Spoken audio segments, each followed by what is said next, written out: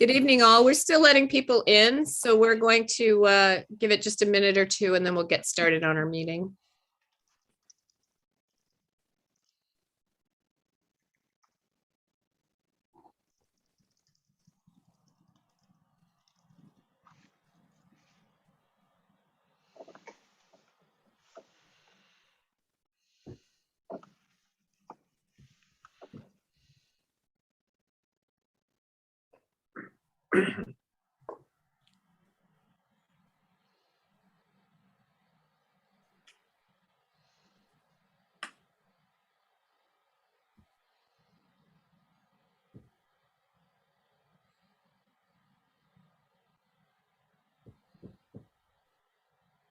Ms. Hochberg's in the waiting room.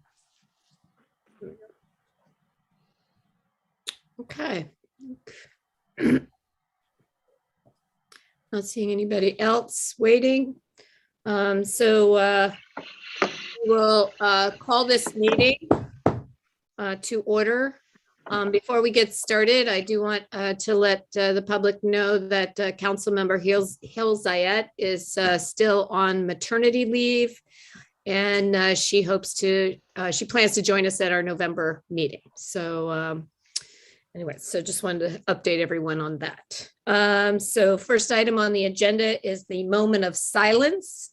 I would like to have people keeping their thoughts and prayers. Donna, is it Krosnich, Jack? Is that how you say her last name? I want to make sure I say it correctly. Donna Krasnevich. Okay, thank you.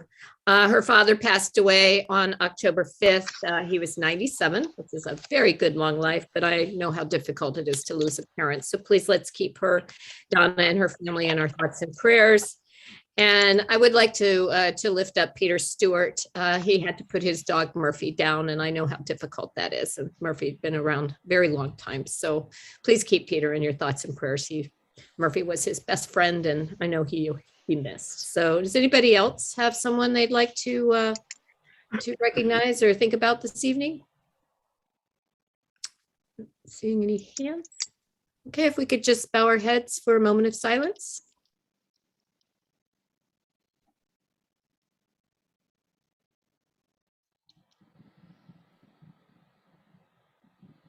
Okay, thank you very much. Next item on the agenda is the approval of the minutes. Council, you've received the minutes for the closed session on July 19th and August 30th, and the town council meeting minutes on September 13th. I think we had a couple of little corrections made on the council meeting and none on the closed sessions. So if I can get a motion. You want to do one at a time? I'm happy to do that. I'll move to approve the council meeting minutes from September 2011. September 13th? September 13th, 2011. Okay, thank you. Second. Okay, I think you said 2011, but I think 2021. 2021, excuse me, September 13th, 2021. Okay. Apologies. The minutes from the 2011 were good too, though. Wouldn't be surprised if you remember them. I know, right? Okay, Darren seconded that. So all those in favor, please say aye or raise your hand. Thank you. Aye. Okay, if I can get a motion on the closed meeting minutes on July 19th. I'll move that we approve the closed session minutes from July 19th, 2021. Okay, is there a second? Second it. Okay, all those in favor? Hand? Aye. Okay, thank you very much. And the closed session meeting minutes on the 30th of August. Darren, we're waiting for you.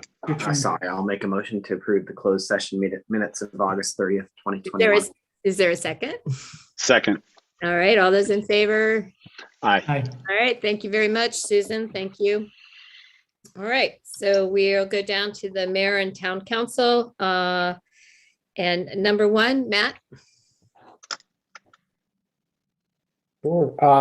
Mayor Furman, if you'd like to acknowledge the community coalition letter to the County Redistricting Commission. It was included in the council documents along with the public. Yeah, for those who are not aware that the electric had asked that 2 additional county council members be added to the 9, making a total of 11. I guess because of the large population within the county.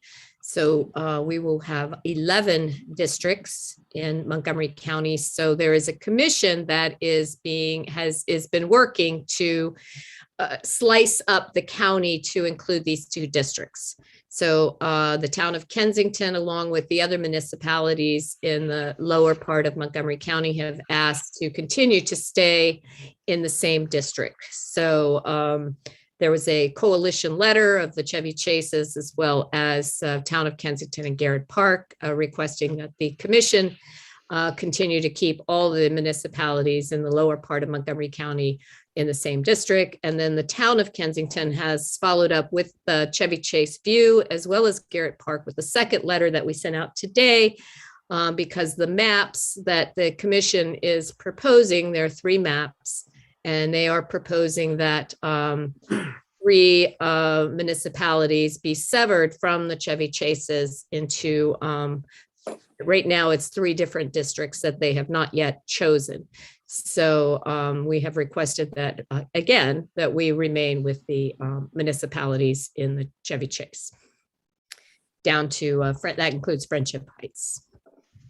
So is there any questions about that?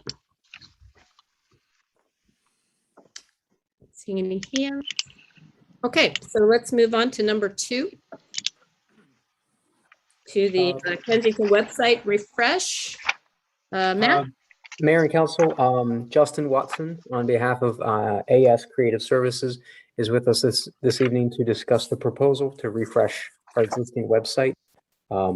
We hired Justin's company back in 2017 to design a new website for us, and we're looking to make some back-end changes, specifically with regards to our calendar and some plugins to kind of help staff keep the website moving for another few years. Okay. Council, do you have any questions? I believe we sent around the proposal maybe, maybe 4 weeks ago? Mhm. And Questions. I'm sure Connor has a bunch, but I know this is your area, Connor, but I was just curious, Matt, I noted, and Justin, I noticed in the proposal, a lot of it was to help town staff with more easy usability access and kind of the interface for us to input on the back end. But will it make it actually more user-friendly for the resident too who's using it? Because I know there are some clunky elements to it right now, and I was curious if it was also going to prioritize that. And then I guess I also noticed that I guess it's still right now housed on your server. Is that right? Is that I questioned just about whether we have any security concerns about that. I'm sure everything's fine, but I'll punt that one over to Connor because that's his area. Oh, it's on Justin's server. I'll let Justin answer. Justin, you are on mute. There you go. Those are my 2 questions. I was just waiting. I was waiting for the right time. Okay. Amanda is my wife, so I couldn't figure out. I can't change my name, so she's in spirit or just in the other room. So, thanks for having me tonight, everybody. And so to answer your question, Nate, a couple of things. First of all, part of what not only is going to be back-end and more user-friendly for town staff, we did the Explore Kensington website, so there's some commonality between the way the backends are built out for that site, which Carrie Ann from the town handles, and the updates that we're proposing. So, when it comes to updating the website, that's going to be a much easier process for them. Now, with that being said, and I think this kind of dovetails on what Matt was talking about, some of what we're going to be doing will have implications on the front end of the website as well. So we're going to be making some improvements. I think the gist of it is the overall look and feel of the site will stay relatively the same, minus some what we call UI, user interface, changes. However, there are some things like the calendar that will work better. There's some integrations with permitting that are going to work better. So there are some elements of the website that we're certainly going to look at.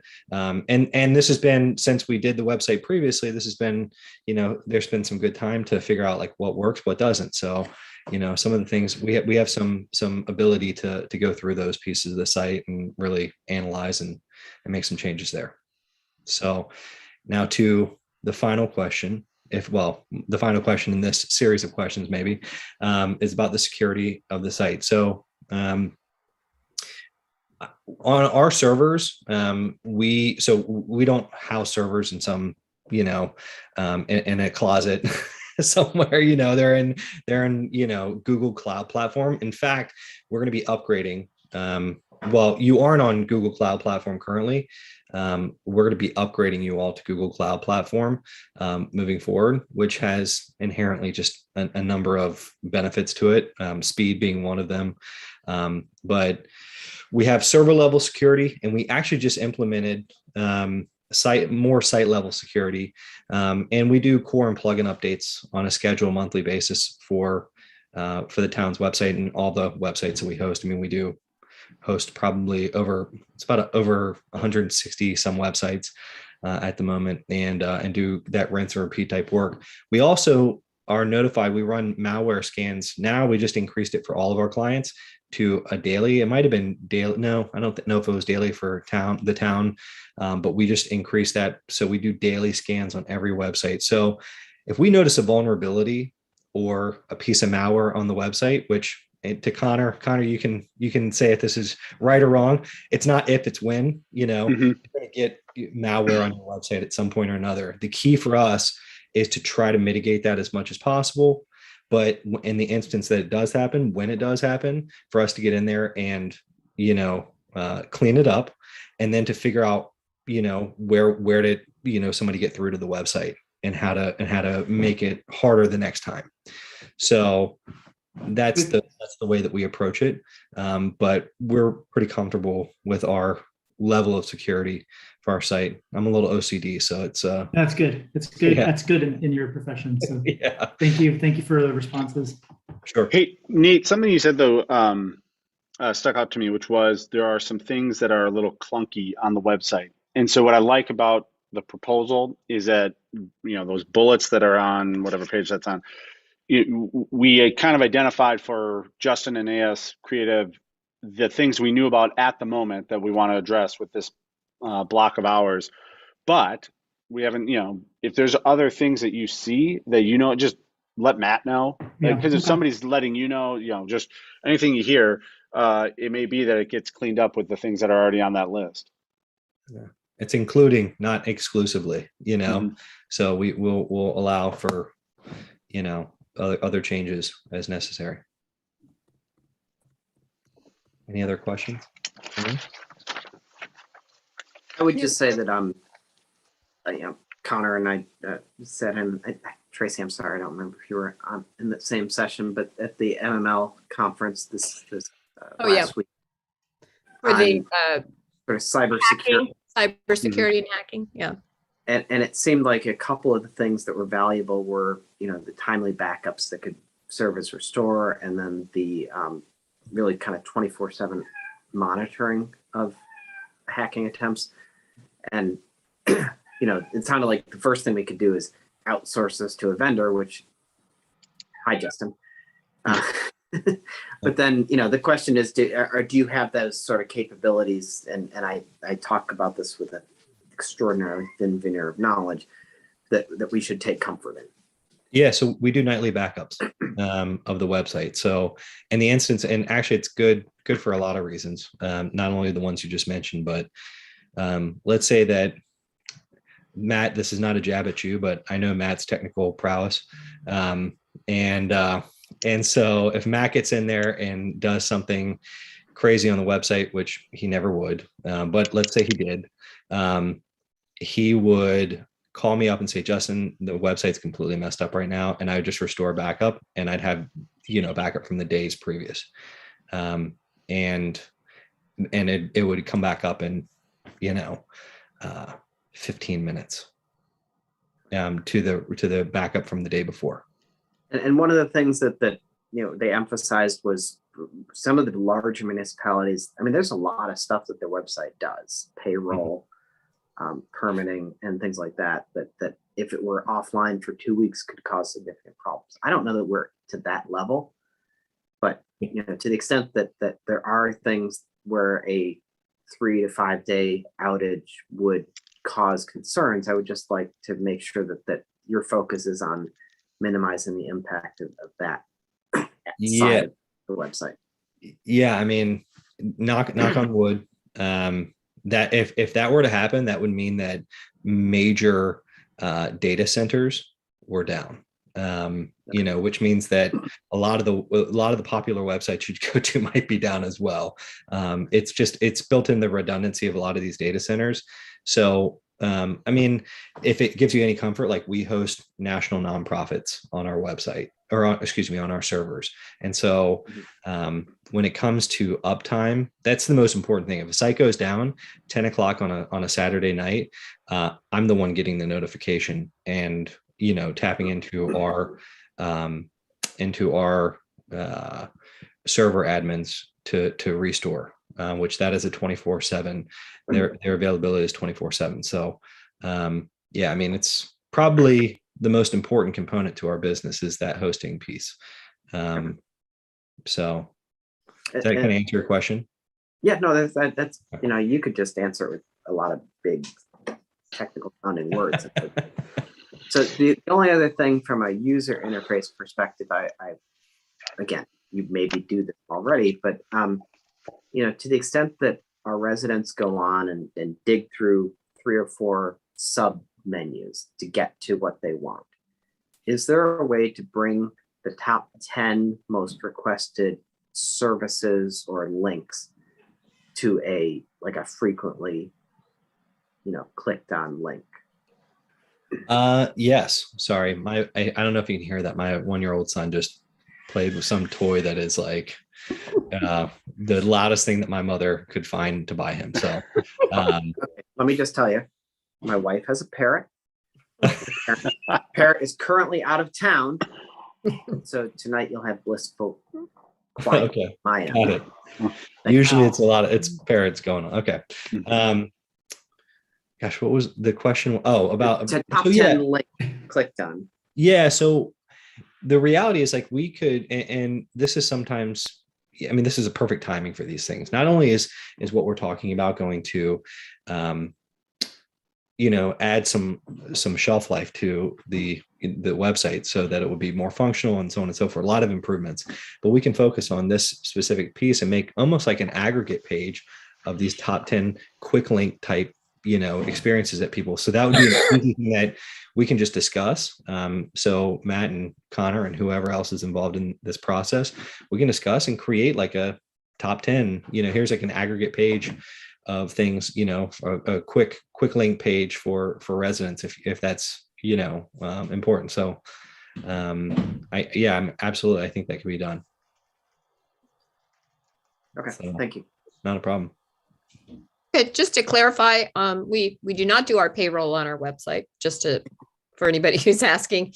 And permits are actually now linked to another site. They take you off site of our webpage. So let's see. Any other questions from the council? I know one improvement that we're looking forward to is the calendar. I know that's been a challenge. So Justin, can you just explain the changes? Yeah, so the last time that we did the calendar, there was a big push to have the calendar sync up with a Google Calendar. And I think with that, there may have been some benefits, like interoperability between the Google Calendar and the website calendar. However, from a user experience, we had kind of limited ourselves to a calendar that didn't have quite the look and feel that I think, and the functionality that I think the town wants. So the thing is that we can find a lot more flexible calendar plugins and things that we would use for the website if we don't have that Google that Google necessity, that connection. And so we've already identified several different calendars that I think would totally improve that functionality right off the break. And I guess it's like this idea: is the juice worth the squeeze, so to speak? With having the Google connection. And in this case, I think it's shown, and this has been through years of work at this point, that it doesn't in this case. So yeah, I think that's totally. That was a long way to say we're going to make some improvements.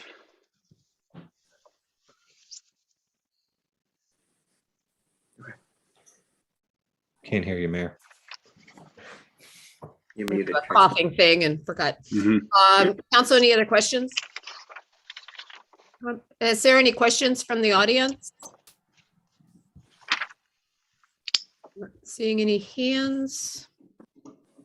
Okay, all right. I believe we have a resolution. Is that right at the end? Mayor, we'll have the resolution at the end of the meeting. So. Okay. Okay. All right. Well, thank you, Justin. Thank you. I have to go put a baby to bed. Good night, everybody. And good luck with that. Thank you. Thanks, right. Justin. See you all later. Bye. All right. Bye-bye. Okay. All right. We're going to go down to number 3, and I believe everybody is here. Nate, would you like to introduce this number 3? Sure, happy to. So this is an update from Montgomery County on the county's recently released climate action plan. It was released in August. There were several years preceding this in preparatory work and consultation, and I'm sure that our guest speakers will speak to that.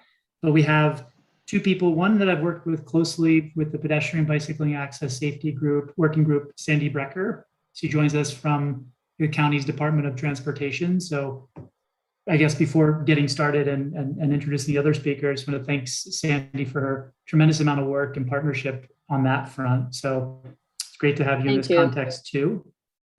Then we have Adriana Hochberg. I've never met Adriana in person, but she's I believe a leading or one of the leads of the action plan to develop it.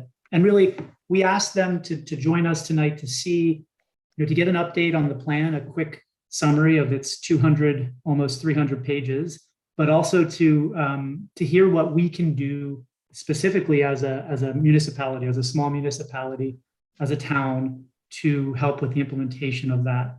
So I think that we're looking forward to hearing your ideas.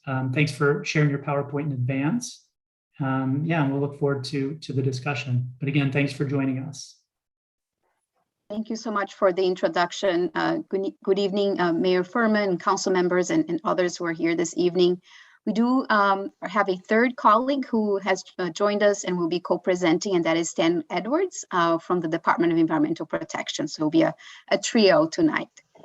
I was checking out the Explore Kensington website as I was waiting our turn, and kudos to the web developer. It's a great website of resources. I also heard about the council member who has a parrot who's out of town.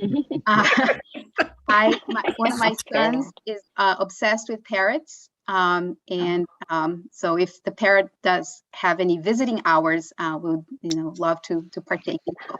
I just have to say that this parrot went on a hiking adventure in the Grand Canyon. So, oh my God. Wow. I think Darren found a new friend.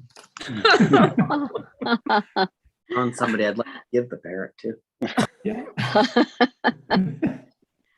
So we do have some slides, and we definitely want to make sure we leave enough time at the end for questions. I believe someone will be presenting them or sharing them. Matt, I believe, is going to be sharing the screen. So I guess, Matt, go ahead and get started. Alex is actually going to share her Alex, screen. For the okay. presentation. So go ahead, Alex. Matt, can you enable screen sharing for me?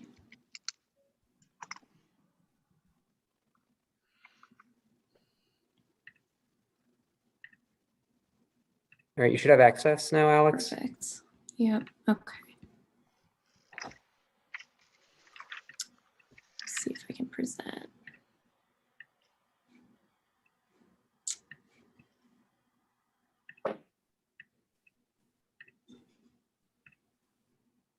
Okay, can you all see my screen? Thank you. Okay, perfect. If you- Sure, just let me know when you want to switch slides. You can go ahead and advance to the next slide. Okay. Christiana Figueres and Tom Rivett-Carnac are the co-architects of the UN Paris Climate Agreement, and they wrote a great book about climate change and the need to stay optimistic in light of all the bad news that's coming our way related to climate change. This is one of my favorite quotes from their book: "Stay firmly fixed to a vision of a world you know is possible." Next slide, please.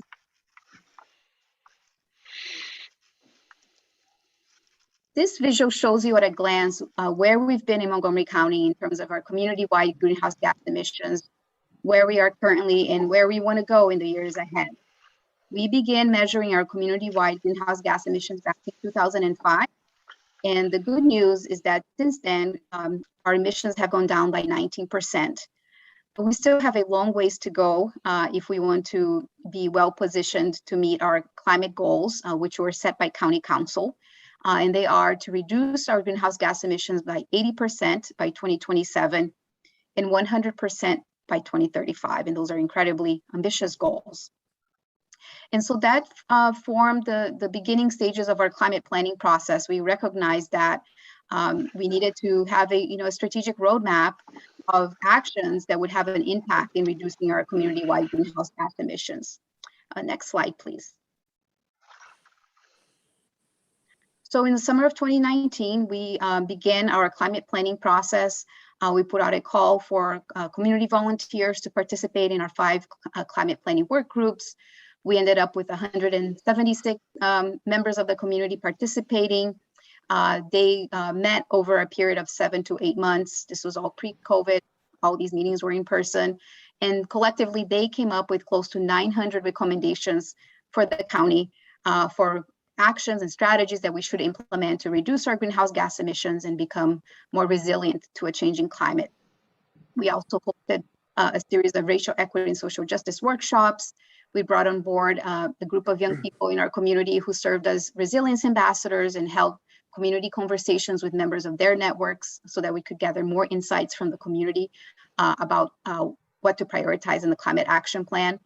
And then in the second phase of our planning process, we turned to some technical consultants for some analytical and modeling help.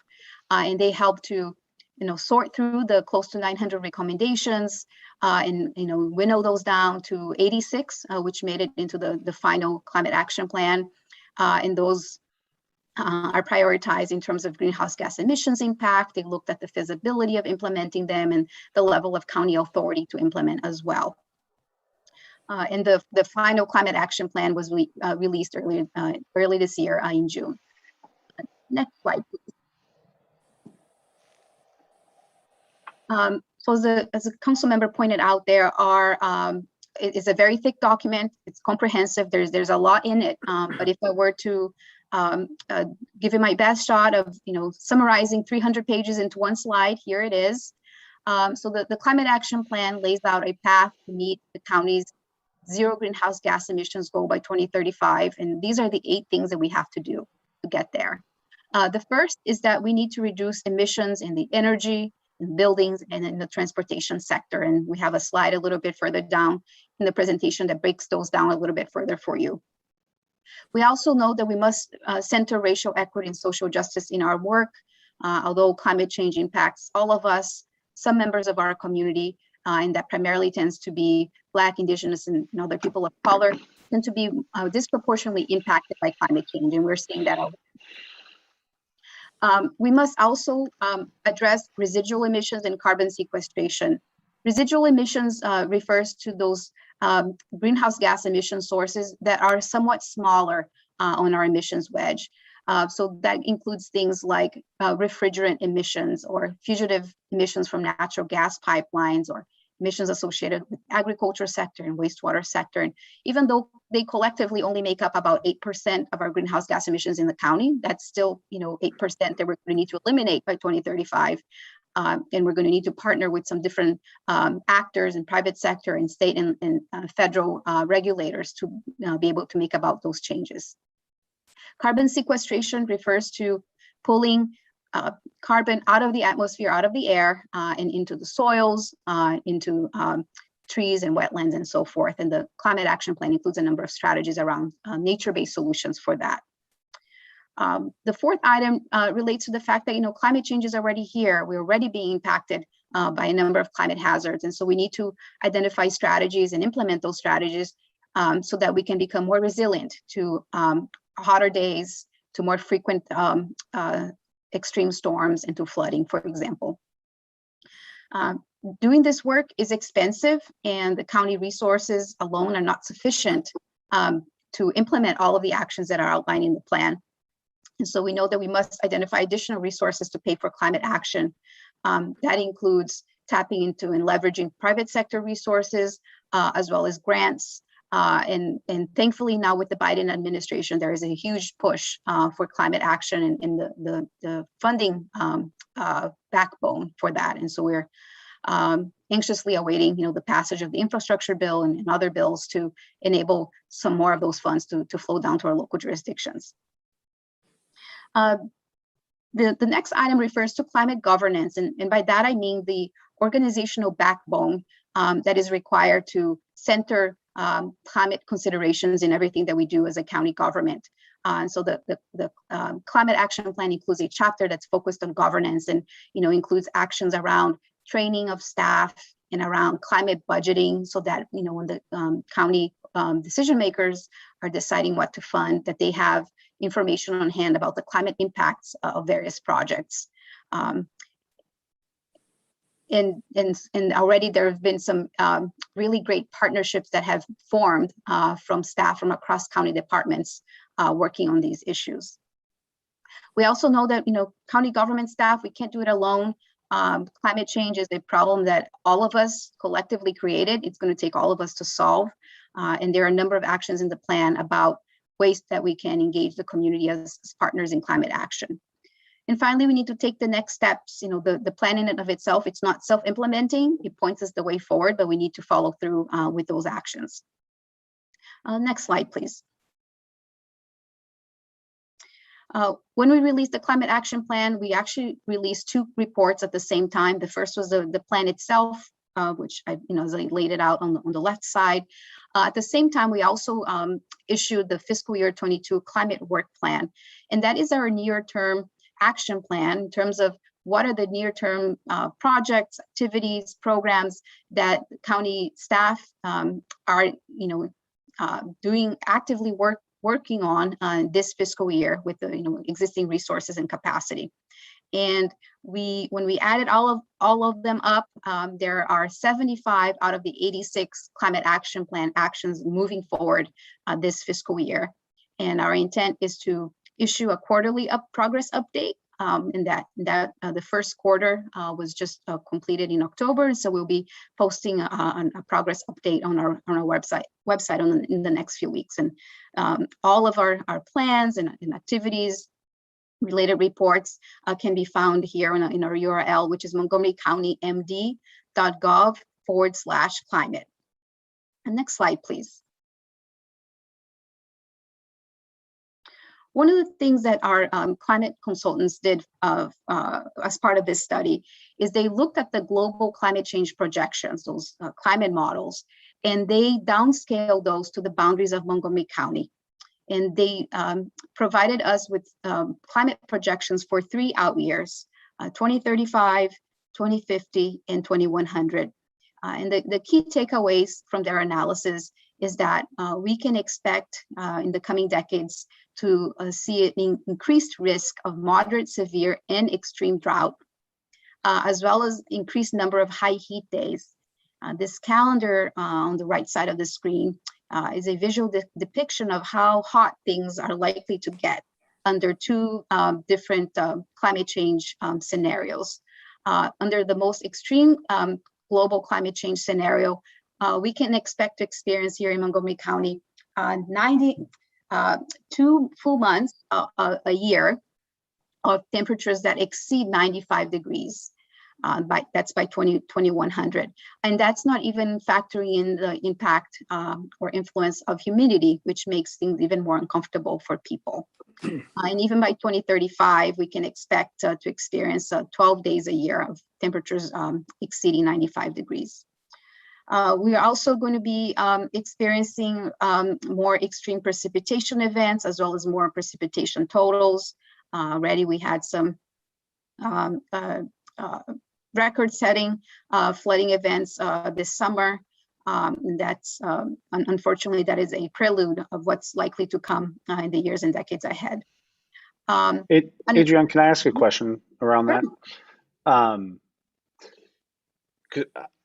I don't understand it, but I'm sure there's an answer for it. Two key takeaways. One is extreme drought and the other is extreme precipitation.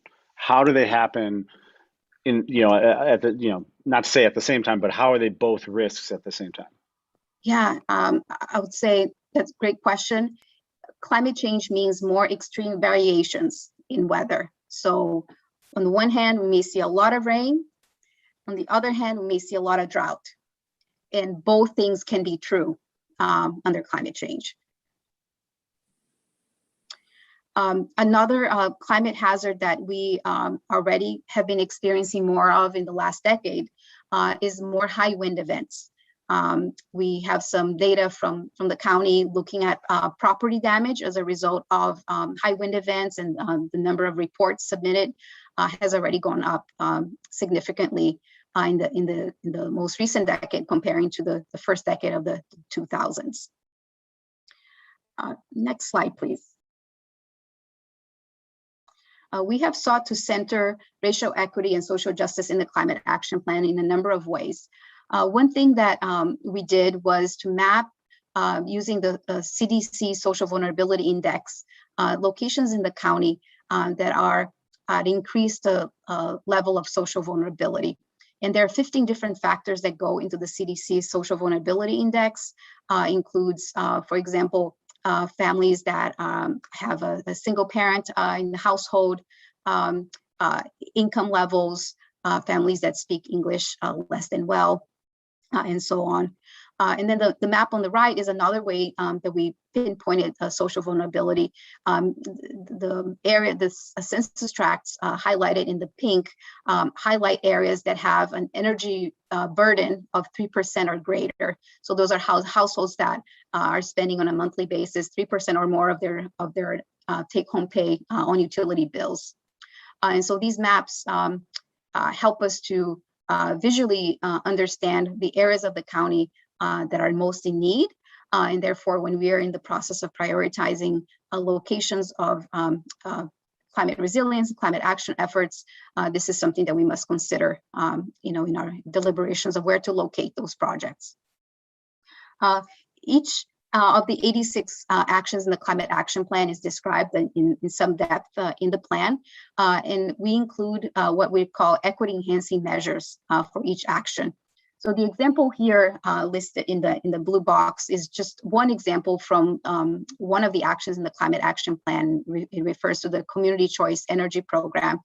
And so we recognize that implementing climate action may have an impact on equity, and that impact may be in the positive direction or in the negative direction. And we want to make sure that when we are implementing climate actions, we are helping make things more equitable and not the reverse. And so in order to implement a program like community choice energy, which Stan will go into a bit more in a minute, we need to be aware of the cost impacts and the affordability impacts to residents and look for ways to offset those, such as by providing low-income residents with subsidies so that they can afford to access more renewable energy. Next slide, please. So when we look at the actions in the plan, Adriana mentioned that they were focused on both greenhouse gas reductions and adapting to a changing climate. So when we look at greenhouse gas reduction actions, we start with the county's greenhouse gas inventory in this chart, which is a little hard to read on this slide, but you can see there's two big bars there that dominate the slide. Those represent emissions from energy use in buildings, both residential and commercial buildings. That's the largest source of greenhouse gas emissions in the county. and the orange bar is transportation. So those two sectors make up 90% of the greenhouse gas emissions in the county. And the actions, as you might expect, then are focused on those areas. And we're going to significantly, in order to meet our climate goals, we're going to need some significant shifts in the way we use energy, how we heat and cool our homes, businesses, public buildings, how we get around the county, our general consumption patterns. And so the climate plan has 25 GHG reduction actions, again, centered on buildings, transportation, and the creation of clean energy. And I won't go into the details of all these. I'll talk a little bit about some of them in a minute, but they focus on every aspect of energy use in the county. And I'm happy to talk about any of these, but I just don't, there's a lot on these slides and I don't want to sit here and read them for you. But happy to talk about any of them if you have questions. Next slide, please. The plan also talks about adaptation and sequestration actions. Sequestration is the drawdown of carbon out of the atmosphere, and the plan identifies nature-based carbon sequestration solutions, including increasing forest and tree canopy, regenerative agriculture, retaining more carbon in soils, and 20 climate adaptation actions around protection of our water resources, drinking water resources, resilience hubs, creating places where even when we have bad weather, people can go for shelter and emergency supplies, updating our infrastructure standards to incorporate more green infrastructure, using water on site, and updating our floodplain maps. That's a big area which we need to look at. Adriana mentioned the recent flooding events we had, and there's a lot of work we need to do on making sure we understand where flooding is likely to occur, given the fact we are going to see more significant rain events like the ones we've had recently. Next slide, please. The plan also has actions related to governance. Adriana mentioned trying to make sure that the county government is focused on addressing climate change in everything that we do. Public engagement is important because, as she said, all of us have a role to play in addressing climate change. And finally has some actions at the personal level so that people can reduce their own carbon footprint, understand how to reduce their energy use in their home, and take actions that will lead to more climate resilience. Next slide, please. And so there's several key actions that are underway this year. As Adriana showed the slide, so we have, I think, was it 75 that are under some form of moving forward this year. There's some key ones here I wanted to highlight. One is building energy performance standards, which is a bill that was transmitted to the council in April of this year.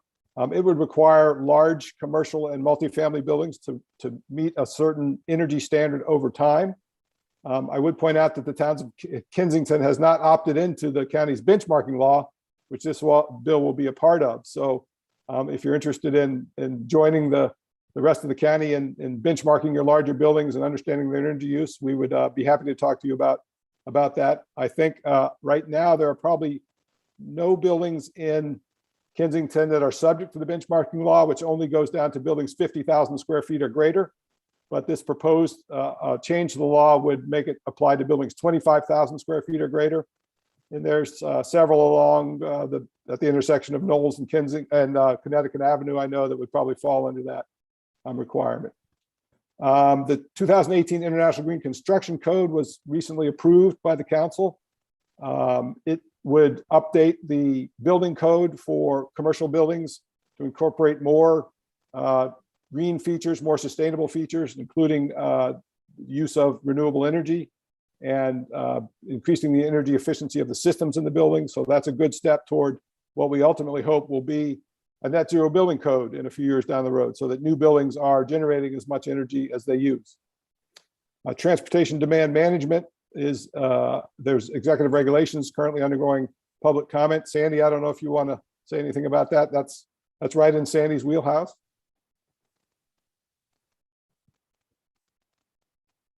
Okay, she may be finding. Sorry. Yeah, I had to find my mute button. Just about a year or so ago, the council adopted some new code regulations related to transportation demand management, which really refers to efforts to address the demand for road capacity in every way possible. And so things like transit use, carpooling and vanpooling, biking, walking, telework, and micromobility, which I know the town is very interested in with regard to, and bike and ped infrastructure, et cetera. So the council adopted that legislation, and now we're in the process of we had the executive regulation to implement those new code provisions out for comment, and we're evaluating the comments that have been received, and then there will be potentially some changes to the proposed executive regulations. But basically what the effort is to extend transportation demand management efforts beyond the areas that have been focused on, which are the very high activity areas of the county, beyond those to encompass more of the county's development. Thanks, Andy. Community Choice Energy is another program we're working on. This is a law that was passed by the General Assembly in the 2021 session that would allow Montgomery County to become the energy supplier to residences and small businesses in the county. So right now in Maryland, you can get your electricity supply from your local utility, or you can go to an authorized supplier of electricity. And many people do that in order to reduce their cost, or to get electricity that has a higher percentage of renewable energy. And so this would allow the county government to serve that role for all the residences and small businesses in the county. Would be enrolled in our program. You could opt out of that program and go back to a supplier of your choice, but the hope is that we will be able to offer a higher electricity with a higher renewable energy content than is required by the utilities. And there's a Public Service Commission regulatory work group that's just formed last month that's underway to help develop the regulations of that. This program probably will not launch until 2024. A lot of development that needs to go in to get it up and running, but hopefully we will have a cleaner electricity supply to the county by that time. We're also working on a couple other pieces of legislation that are in draft form right now. One that would allow the Montgomery County Green Bank to get involved in resilience activity. If you're not familiar with the Green Bank, it's an entity created by the county to help promote energy efficiency and renewable energy in the county. It helps reduce the cost of developing those projects. This would expand their purview to allow things related to resilience, flood mitigation and flood protection, things like that. We have amendments that would amend the Commercial Property Assessed Clean Energy Program, which allows businesses to finance, commercial buildings to finance energy improvements and renewable energy long-term through an assessment on their property tax bill.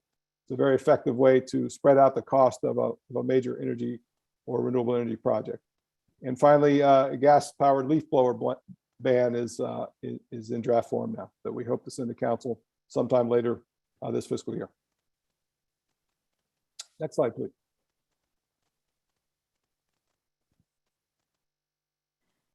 I think this is back to me. So I won't go through all of these. This is just an additional subset of the 75 climate actions that are underway this year. There's a lot of moving pieces, but happy to answer any questions that you may have about any of these. I wanted to highlight a couple of things, maybe some that may or may not be even on this slide, but that may be some good opportunities for the town of Kensington to get plugged into the county's climate efforts. One is the climate leadership team. This is a group that meets on a bi-monthly basis for 1 hour. It includes the leadership and key staff from a dozen or more county departments and county agencies. We also invite the members, representatives from municipalities to participate. And so you're welcome to send a representative to an upcoming meeting. Our next meeting is coming up in a couple of weeks in the first week of November. And it's just a good way to stay up to date in terms of the county's climate actions and participate in information sharing and collaborate with others on these efforts. Also, something that is happening at the state level that you may be interested in getting plugged in on is we have a very nascent Maryland climate coalition of local governments. It currently includes about 8 or so counties, as well as about a half dozen municipalities from around the state.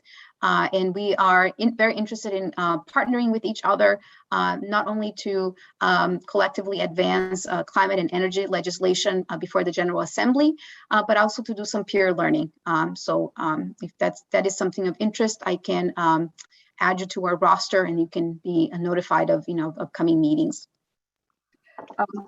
Another effort that that you might be interested in getting plugged in on, it's not quite yet up and running, but should be in the next few months, is one of the actions in the Climate Action Plan that's called the Climate Change Communications Coalition. Essentially, that is an effort of, that will include not only county departments, but also community partners, so that we can kind of leverage each other's communications channels and identify kind of priority climate messages, so that we can all push out the same messages together and kind of have a bigger impact collectively. In our fiscal year 22 climate work plan, which is on our climate website, goes into more depth into each of the 75 actions that we have underway this year. And then the next slide, which I believe is our last one. So some key takeaways. The first is that significant effort, including budget and staff, is going to be necessary to meet our ambitious climate goals. And because of the level of effort required, we're going to need to leverage both public and private sector resources. Our climate action implementation must center racial equity and social justice in order to ensure equitable outcomes. And we're also going to need to innovate in the way that we approach community engagement and governance, so that we can be more inclusive of all voices in our diverse community. And finally, that climate actions are already underway. Our sleeves are rolled up, and there's a lot of both legislative and regulatory work before council currently, and more to come. So that concludes our presentation, and we welcome any questions that you may have. Adriana, thank you very much. That was very good. I know this has come up with our Montgomery County chapter meetings, and I hope other municipalities will be reaching out to you as well. I have a couple of questions before I just open up to the council. I think it was Stan who brought up the benchmarking. Is that for new build, or is that existing buildings? That's for existing buildings. For existing, is there grants for people to try to? So there's two aspects to the benchmarking building performance, or what we call BEPS law. Benchmarking is just measuring your energy use, and that's a relatively easy thing to do. There's a free online tool developed by the EPA called Portfolio Manager, and that generally larger buildings have either energy manager or a property manager that can enter the data in there to just understand what their building use is. And that's just reporting annually to the county. Once you set that up, it takes about an hour to input your energy bills. You can get that information directly from a utility. The Building Energy Performance Standards, which is the additional part we're adding to the law this year, requires energy improvements in some cases if your building doesn't meet a certain level of energy performance. And so that will, the amount of effort there and the amount of money that it might take to meet that standard depends on the efficiency of the building now. And one of the things we're focused on is providing resources to under-resourced sectors, because we know there's some building owners that won't have those resources. They're going to need technical assistance. And so those are among the things we're looking at now as we develop that program. Okay, does that include, do you do nonprofits as well as, are they required to do it as well? I'm thinking specifically of churches. Right, any building over 25,000 square feet as proposed, as the law is proposed right now, would be subject to this. And yeah, nonprofits and affordable housing and smaller businesses are the sectors we're particularly focused on with regard to providing resources to make sure they can achieve those standards. Okay. And one last question, the ride on bus has been free, or with this particular group, are they advocating that ride on stay free just to encourage people to take buses? We haven't taken a position per se in the CAP with regard to free transit. There is a study, a fair equity study that is underway and has been actually submitted to the county council. And so discussions are underway about what the approach will be with regard to that. The county executive has recommended that the fare be set at $1 and not at free, but at $1 to make it very affordable for most people. Okay, thank you. Council members, do you all have any questions? I have several. Connor, go ahead. All right. Starting at, I'll try to start with the easiest ones first. Which ironically is going to the end of your presentation and moving backwards. But one of the things you talked about was an electric vehicle purchasing co-op. So the town just got approved several, I think 4 in total electric vehicle charging stations, 2 of which we are locating at our town hall, both for public use, but also I think for future planning, some of our smaller vehicles, we might be able to transition over to EV. If there's a snippet on that, or how do we get more information on the electric vehicle co-op, purchasing co-op? Because as you can imagine, as a small municipality, we have to find another bid or another contract to go out. If the county's going to create a co-op and maybe there's a contract, and the easier you can make it for us to find those vehicles and purchase those vehicles, the easier I think it is for small municipalities to make that change. So I have a couple of things to share with you in that regard. One is that the EV purchasing co-op that was referenced in the slide that you were looking at is for the private sector. It's for small businesses and for residents. That's not to say that I suppose we could, once we get that up and running, have it be also available to the smaller municipalities. But I'm thinking that you probably would be better served by the electric vehicle purchasing efforts that the county itself has been making. We've already acquired quite a few EVs. I don't know the contractual arrangements for that, but our Department of General Services is the one that's handling that. And so you could probably fairly readily, I would think, ride the contract because it's another public sector contract. But we can get you in touch with the people who are handling that in the Department of General Services, and you could follow up on that sooner rather than later. But with regard to the EV purchasing co-op, we went out with an RFP through the Council of Governments, again, to make it easier for others to ride this if it works well, which we hope it will. And so that is, as I said, designed to, through the power of collective purchasing of quantity, to work toward getting better pricing for residents and small businesses to be able to buy EVs, and looking at both leasing and purchasing, actually, even though it says purchasing. So we're just getting up and running with that. That contract was just awarded, and we are going to have a kickoff meeting within the next week or so with that contractor. And a big part of that is going to be working with the original equipment manufacturers, with the dealers, et cetera. So we can explore whether that's another opportunity for municipalities. But like I say, I think it might find a quicker turnaround and maybe better pricing, I don't know, with regard to the public sector. Sandy, let me jump Sure. in just real quick. Sandy, does those include trucks or just vehicles? The county has been Smaller purchasing heavier vehicles as well.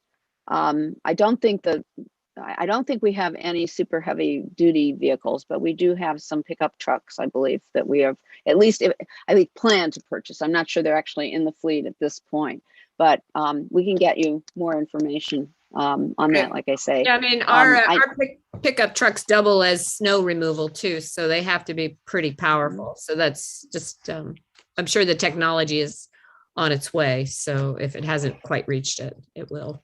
Right.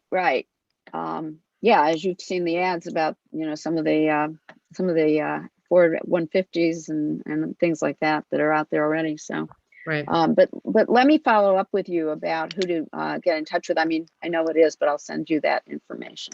Okay, Connor, I'm sorry. Go ahead. Nope. Thanks. Next question. So one of the things that our development review board does when we look at commercial developments in our CRT and CRN zones, but CRT zones is we've been very interested not only in the efficiency of the building, but really rooftops. So there's a couple of different, I don't want to call them competing, but there's different options that a building could implement for its roof. You hear of green roof systems.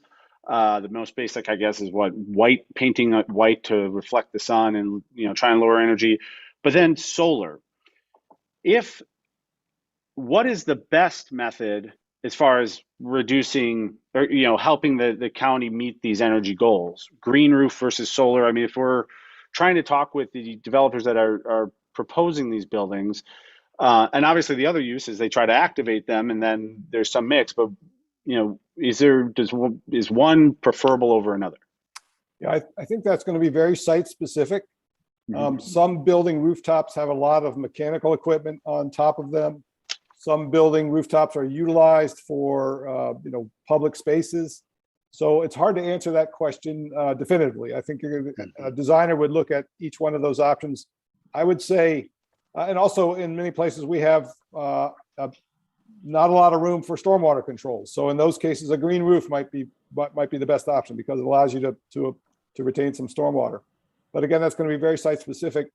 The reflective roof, I would say, would be the last option if you can't do either a green roof or solar. But again, it's going to depend on the characteristics of the building. Okay. Two more questions. I didn't want to monopolize. One is forest conservation in the tree canopy law. So this is a two-part question. So I'll see how that was uniquely tricky. I slipped in a second question. Forest conservation, when there are applicants who are redeveloping, I don't say it happens all the time, but we do more than I thought. You will see waivers for the forest conservation, and all of a sudden, trees are felled to make for development. And I know there's, especially as the county is looking to upzone and bring in additional density for housing. How is the county balancing trying to preserve forests and trees, and yet another department is over there giving waivers to cut them down to build more density? Yeah. So that's the constant struggle that we have related to trees. I will say that in general, neither the forest conservation law or the tree canopy law or the county's roadside tree law, three laws which apply to different sets of tree and forest resources, in general prevent the removal of trees. What they do is try to mitigate for the loss of trees. And depending upon how many you cut, how many you might have on the property to begin with, what room you have, there would be different mitigation actions required. In some cases, it's payment of a fee in lieu so that trees are planted elsewhere in the county. And that's sometimes not a satisfactory answer for people who see the trees disappear off the property that's being developed. But in some cases, that's the only option. So there is that constant sort of tug of war between allowing someone to develop the property, even if that means taking down trees, and requiring them to mitigate. And I just say I've been involved in tree issues for a number of years, and I don't think we have a satisfactory answer because different people have different views on what we should do. Should we require or prevent the removal of the trees to begin with? That runs counter to some other objectives, and so it's not an easy question to answer. And I know that's probably not a satisfactory answer. But I think it's a realistic that we have competing priorities. And I'm not an arborist. The other thing is you could save an old growth tree only to find out it's completely diseased and falls down the next month, right? I mean, there's, so I will leave with my last question, which is I grew up in the Midwest. I was talking with the mayor earlier about the difference between being on the East Coast where, land is pretty much developed, and growing up in the Midwest where if you wanted a different house, you just moved 4 blocks north and you could build a brand new house. But one thing that they did have there that I wonder when it will finally come out here are smart traffic signal systems, right? Real time can depict the flow of traffic. So as you look at Connecticut Avenue, all of ours in the county are on timed systems. They evaluate the backflows and they set the timing for different times of day. But in the middle of the night, if I'm coming counter to the major road where I would have a red and it senses, well, there is no traffic, it just automatically switches, right? There's no sense, it's all done on sensors. Has it ever evaluated smart traffic signaling systems to help gain roadway efficiencies, which obviously then reduces GHG and all the, you can go down the line of the potential benefits? So I'm sure you expect me to know the answer to that, I don't, but if you have it, I'll take but it. I can find out. Yeah, I think Um, that DOT does have a very small scale application of that. I believe it's around Montrose Road, or at least a portion of it. But it's you know, it's not widely applied throughout the county. I think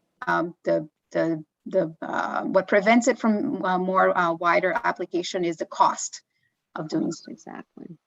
And of course, And retrofitting is going to be very expensive. Again, when you're building the roads from dirt, other advantages to these systems were when emergency vehicles came along, it would trigger all of the lights in their direction of path.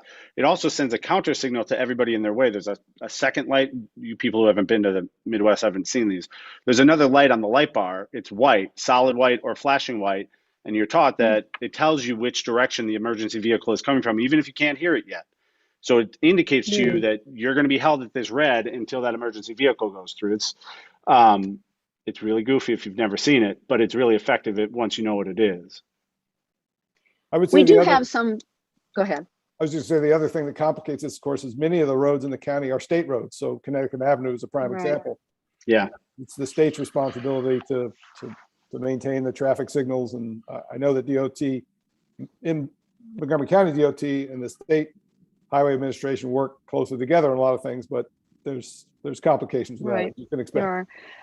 And the other thing I was going to say is we do have some advanced technologies that we have been testing, such as transit signal prioritization, which is similar to what you're describing for emergency vehicles, which enables the buses to travel and actually queue jump or, pass by intersections. But there are issues with cross traffic, which in the Midwest, and I'm also a Midwesterner, by the way, but may not in the areas you're thinking of be as much of an issue because the traffic volumes aren't as great for some of those, side streets and east-west or north-south or whatever it happens to be.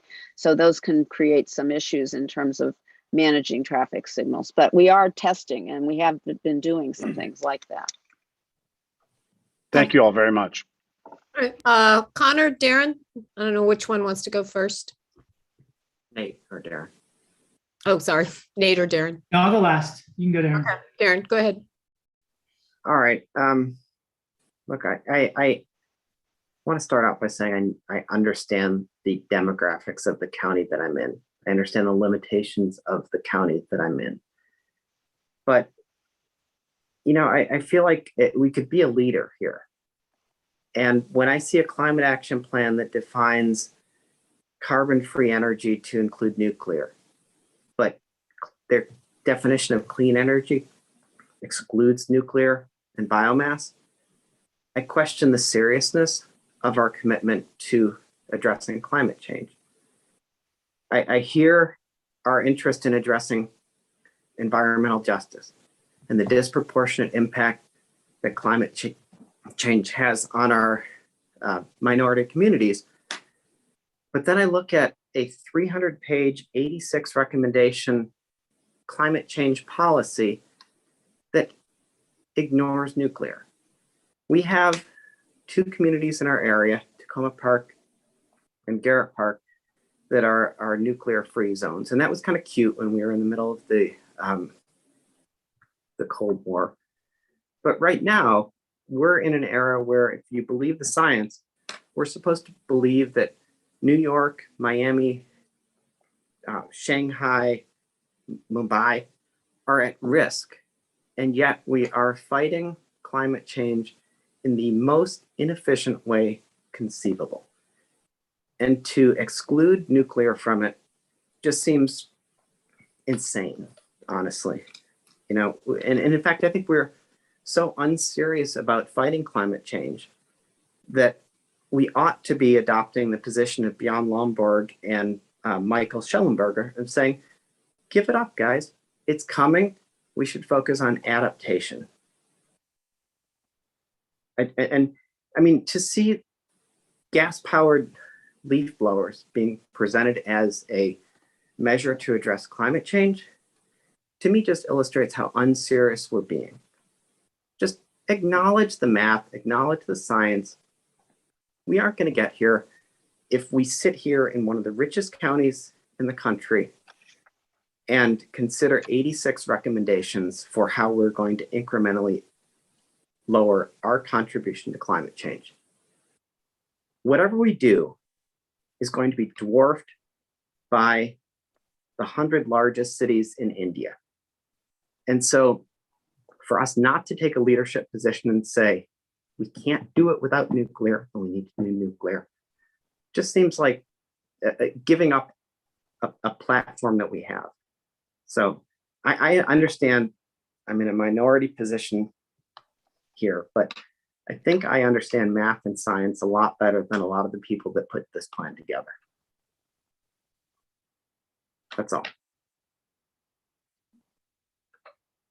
Okay, I'm not sure if I heard a question or if it was more of a comment. It sounded more like a comment to me, but Why does the plan exclude nuclear? Why does the plan not address nuclear as a pathway out of this, both for us as a leadership and for the country as a whole and the world? Yeah, I think the focus of the plan is on the things that the county is principally on the things the county has control of doing. I don't think the county has a very good ability, other than perhaps a bully pulpit, as you might suggest, to advocate for nuclear as one of the primary energy sources. And I think I acknowledge what you're saying about if you're talking about carbon emissions, that nuclear is a carbon-free source. I would suggest we would have an extremely difficult time citing a nuclear plant in Montgomery County. We have a difficult time citing things far less intrusive and controversial than a nuclear plant. So I think in the plan, we tried to focus on those things where we felt like we could have an impact. None of them are easy. I would suggest that we are, in fact, taking a leadership role. I mean, BEPS, we will be the first county in the nation to pass a BEPS law. We were the first county with a benchmarking law. We have, pretty advanced transportation demand management policies. We're buying electric buses. We're doing lots of things that are a leadership position. This is a huge issue. Wasn't created overnight. We're not going to solve it overnight. The math isn't on our side. I would agree with you on that. But I think to focus on things like nuclear in lieu of some of the things where we do have the ability to set policies or adopt programs, I think would be short-sighted. I would say I would give two quick replies to that. First of all, the plan in its definitions excludes nuclear from clean energy. And that in itself is a statement. It acknowledges that nuclear is a carbon-free energy, which it most certainly is. And it could have acknowledged that nuclear is a clean energy. And second of all, the county is a huge purchaser and user of electricity. Just as we could offer and encourage the purchase of electricity from wind and solar sources, we could encourage and mandate the purchase of electricity from nuclear sources. So again, I thank you for coming. I appreciate your explanation of the 86 recommendations that we have. I just can't let the moment pass without saying it. I think we're doing it with one arm tied behind our back. And if it's as an existential threat as we portray it, we ought to acknowledge that and implement strategies that recognize the magnitude of the threat. okay. Thank you, Darren. Nate? Okay, so I think I'll try to end it on a positive note. So contrary to what Darren just said, I actually think that the plan is aggressive. I think it's doing what it needs to do to address, the areas where we have the most significant need for mitigation, which is in the buildings sector and the transport sector. So, my questions are more about what we can do to help promote that in terms of solutions. So Connor mentioned the development review board. So we have a development review board that projects come before. And we give advice, we make suggestions, and so on. One of the things that, as Connor alluded to, that we mentioned in those meetings is around green building standards, following IGCC plus. We're encouraging LEED Silver designation pursuit and those sorts of things. So I guess two questions is, it's hard for where we sit, at least where I sit, in advocating for developers to pursue those through the development review board process. And then when they go onto the county for the approvals, where really they should be emphasizing their efforts, especially, I understand the difference between IGCC and LEED certification. And, we've suggested that they go at least LEED Silver, like I said, but now there's the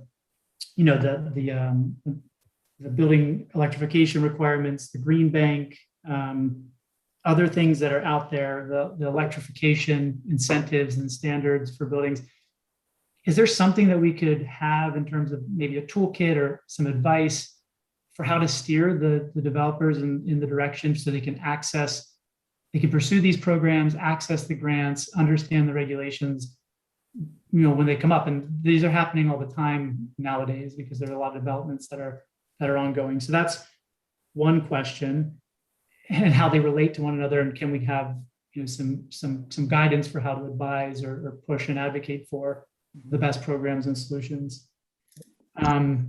So maybe I'll leave it there and have maybe 2 or 3 questions after that. Thanks. Yeah. Sure. So one of the things that we recognize in putting forward the Building Energy Performance Standards, or BEPS policy, is that many building owners, managers, developers don't have access to technical information to understand, as you have suggested, what is the right pathway to take in order to reduce the environmental footprint of my building, and also ways to fund that work. If it is incrementally more expensive than building a quote unquote traditional building, how would they pay for that? So one of the resources, the Green Bank, is a resource that the county developed a number of years ago to help in that area, and we're proposing to expand that, either expand the role the Green Bank plays or develop a corollary entity that can provide those resources that you described. So and different buildings are going to come into this process at different places, right? Some are very sophisticated, have staff that can manage energy programs, develop renewable energy resources, and others are starting with almost no resources and no understanding. And so what we want to make sure is that this resource, whatever it ends up looking like, has entry points for people at different levels. And so that's something we're working on, that we'll be developing over the next year as we develop the policy and the regulations to implement the standard. But we recognize that is very important. Yeah, especially since the commercial sector is over half of the building's emissions, right? Yeah. So I think that'd be really helpful to have as we engage with the developers. So the other question is similarly on the, sorry. I was just going to say, one of the things we do have in the county is we do have some very sophisticated building owners and developers and some very efficient buildings. And one of the things we hope to do is use those as examples and case studies of what can be done. And all our policies are moving toward, so we've had a tax credit for green building in the county for a number of years, and it used to be focused on certifications, the LEED certifications prominently that you mentioned. So if you develop to a certain level of LEED certification, you got a tax credit, and a very generous tax credit for commercial buildings. We've reconfigured that tax credit now so that it focuses first on energy efficiency, and you have to do a certain level of energy efficiency above standard code in order to get the tax credit. And then if you also do a building certification like LEED, you can get an additional incremental amount on that. So we're changing things, our incentives, to try to focus more on reduction of energy use and greenhouse gas emissions. No, that's good to know the incentive structures like that, because obviously efficiency is the biggest bang for the buck. But I think someone mentioned the storm. I think it was you actually, green roofs and stormwater management, where we sit. That's a huge issue too. So we don't want to downplay that part of the LEED certification process. So we want them to work together. But also from the residents' perspectives, is there something that we can be doing to kind of shepherd them towards resources or programs that you mentioned? If you have, a checklist or something that we could help to give to our residents and put it on our website or something. Yeah. So a couple of things in response to that. One, a big part of the climate plan focuses on engagement with the public. And so we have a number of different actions related to developing more robust communications with the public about what they can do. There is a section in the plan for what can I do section that can walk people through things they can do around the home to reduce their greenhouse gas emissions. There are tools already available for people. We have a program called Montgomery Energy Connection, which is there's a foundational website. If you just Google Montgomery Energy Connection, you'll find this website. It helps people find resources to improve the efficiency of their home, to learn more about renewable energy, lower their energy costs. And we partner with a lot of organizations around the county to develop that program. So I would encourage you to look at Montgomery Energy Connection. There are currently incentives available from utilities to do energy efficiency work on your homes. This Empower Maryland programs, you may be familiar with those. The same program that provides rebates on light bulbs and appliances in local retailers also provides rebates for doing an upgraded heating and air conditioning system, increasing the energy, the tightness of your building envelope, putting in more insulation, things like that. So again, in the same way we want to make sure that these resources are available for commercial buildings, we want to make sure they're more accessible for residents as well. Montgomery Energy Connections is a start to that, but we recognize we have a long way to go. So one thing I'd point out is my colleague is chatting me on the side here that October is Energy Action Month. And through Montgomery Energy Connection, we're doing light bulb swaps at local libraries. Again, Google Montgomery Energy Connection, you can find that. And that's we use light bulb swaps. It seems like a small thing, change out an incandescent light bulb for an LED light bulb, but it's kind of the entry point and the way we can talk to people about efficiency. And we've done that in lots of different places, including brew pubs around the county and anywhere. October is a busy month because it's October too. Right. So yes. So and said he knows very well. Yes. So no, I appreciate the things that Adriana pointed out for that we can do, getting involved with these coalitions and so on. But is there anything also that we could do in terms of thinking about piloting? I know that, especially on the adaptation front, I know our biggest vulnerability is stormwater, and I think you're hearing that all over the county. I've suggested a few times we explore nature-based solutions, not directly with the direct development of commercial property per se, but how we channel water into areas of large green space or public use, and how we can access any grants or things like that could help to facilitate that. And then I'll say the last question just really quickly is just, we had a presentation from the Maryland Main Street program at the state level, and one of the requirements was that we become a sustainable community program through their Department of Housing and Community Development.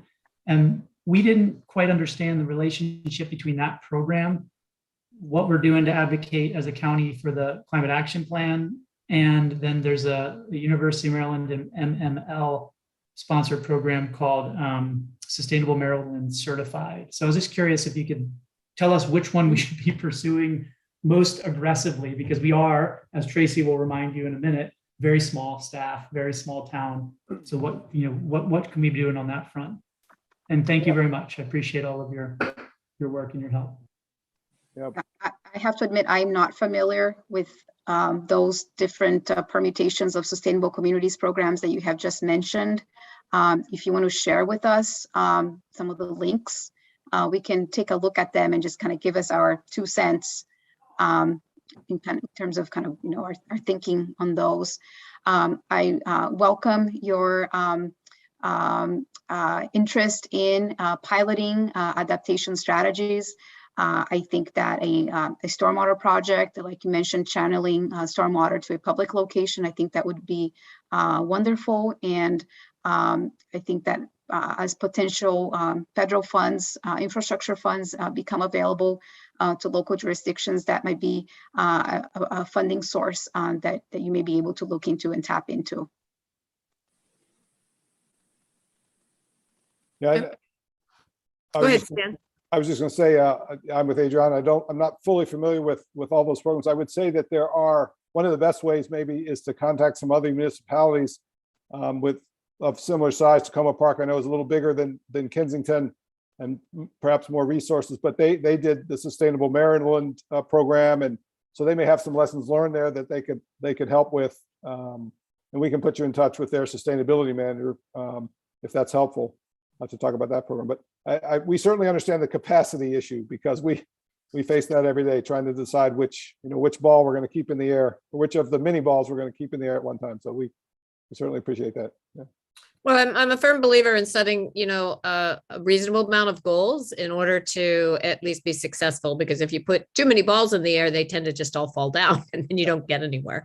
So, but yeah, no, I thank you for your presentation. It was very enlightening, and I very much appreciate you taking the time this evening to meet with us. So, does anybody in the audience, I know that we don't have too many people. Jack, do you have a question? Go ahead.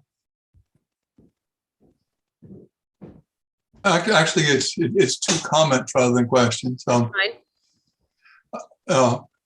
think it was a good presentation. In order to reduce our carbon emission, we have to do all of these things. In particular, I agree with Darren. We need to include nuclear. And by the way, this isn't new. The United States currently has about 100 nuclear power plants, which provide about 20% of the total energy, electrical energy for the country. Okay. We need to increase that. I also agree with Connor about the traffic lights and the technology, and like to go one step further. Something that we could do right now would be to synchronize the light at Connecticut Knolls with the light at Connecticut and Byers Mill. It's very frustrating to sit in northbound Connecticut to sit at Knolls to get a green light, and I can't go because the cars in front of me are stopped because they have a red light. And by the time they get a green light, I have a red light, so I can't go. And you have to go another cycle. That means everybody spends 2 cycles instead of 1 cycle to go through these 2 intersections that are only a couple blocks apart. Okay, I know you've been asking for that for a while, Jack. So yes, well, and I know MC.DOT has their reasonings because they do control the lights. They may talk to SHA, but they pretty much control the light sequencing. But we can ask them again. Yeah. And the fire department has control of the lights because they can put a red light when they. Yes, they do. And they do that every time they open the door, even if they just back the engine into the driveway to wash it. They've tried to be better about that. They don't abuse it as much like they used to. I agree. But there needs to be a mechanism to then bring the lights back into synchronization in a couple of cycles. Agree.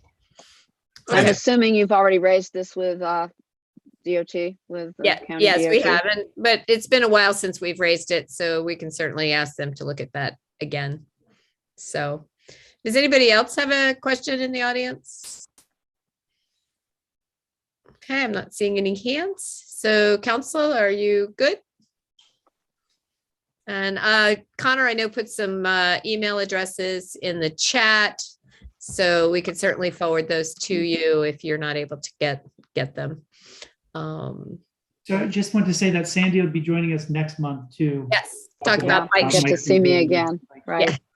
That's good. Yeah, thank you for letting us postpone that. It's don't want to keep people here too late. So anyway. Yeah, one comment I would make is that it'd be worth thinking through to the extent that the town I know is very interested in bike ped safety and mobility, the impacts of some of the speeding up of traffic if signals are well coordinated. So those are, just like the forest conservation issue that we were discussing earlier, there are yin and yang aspects to all of these things.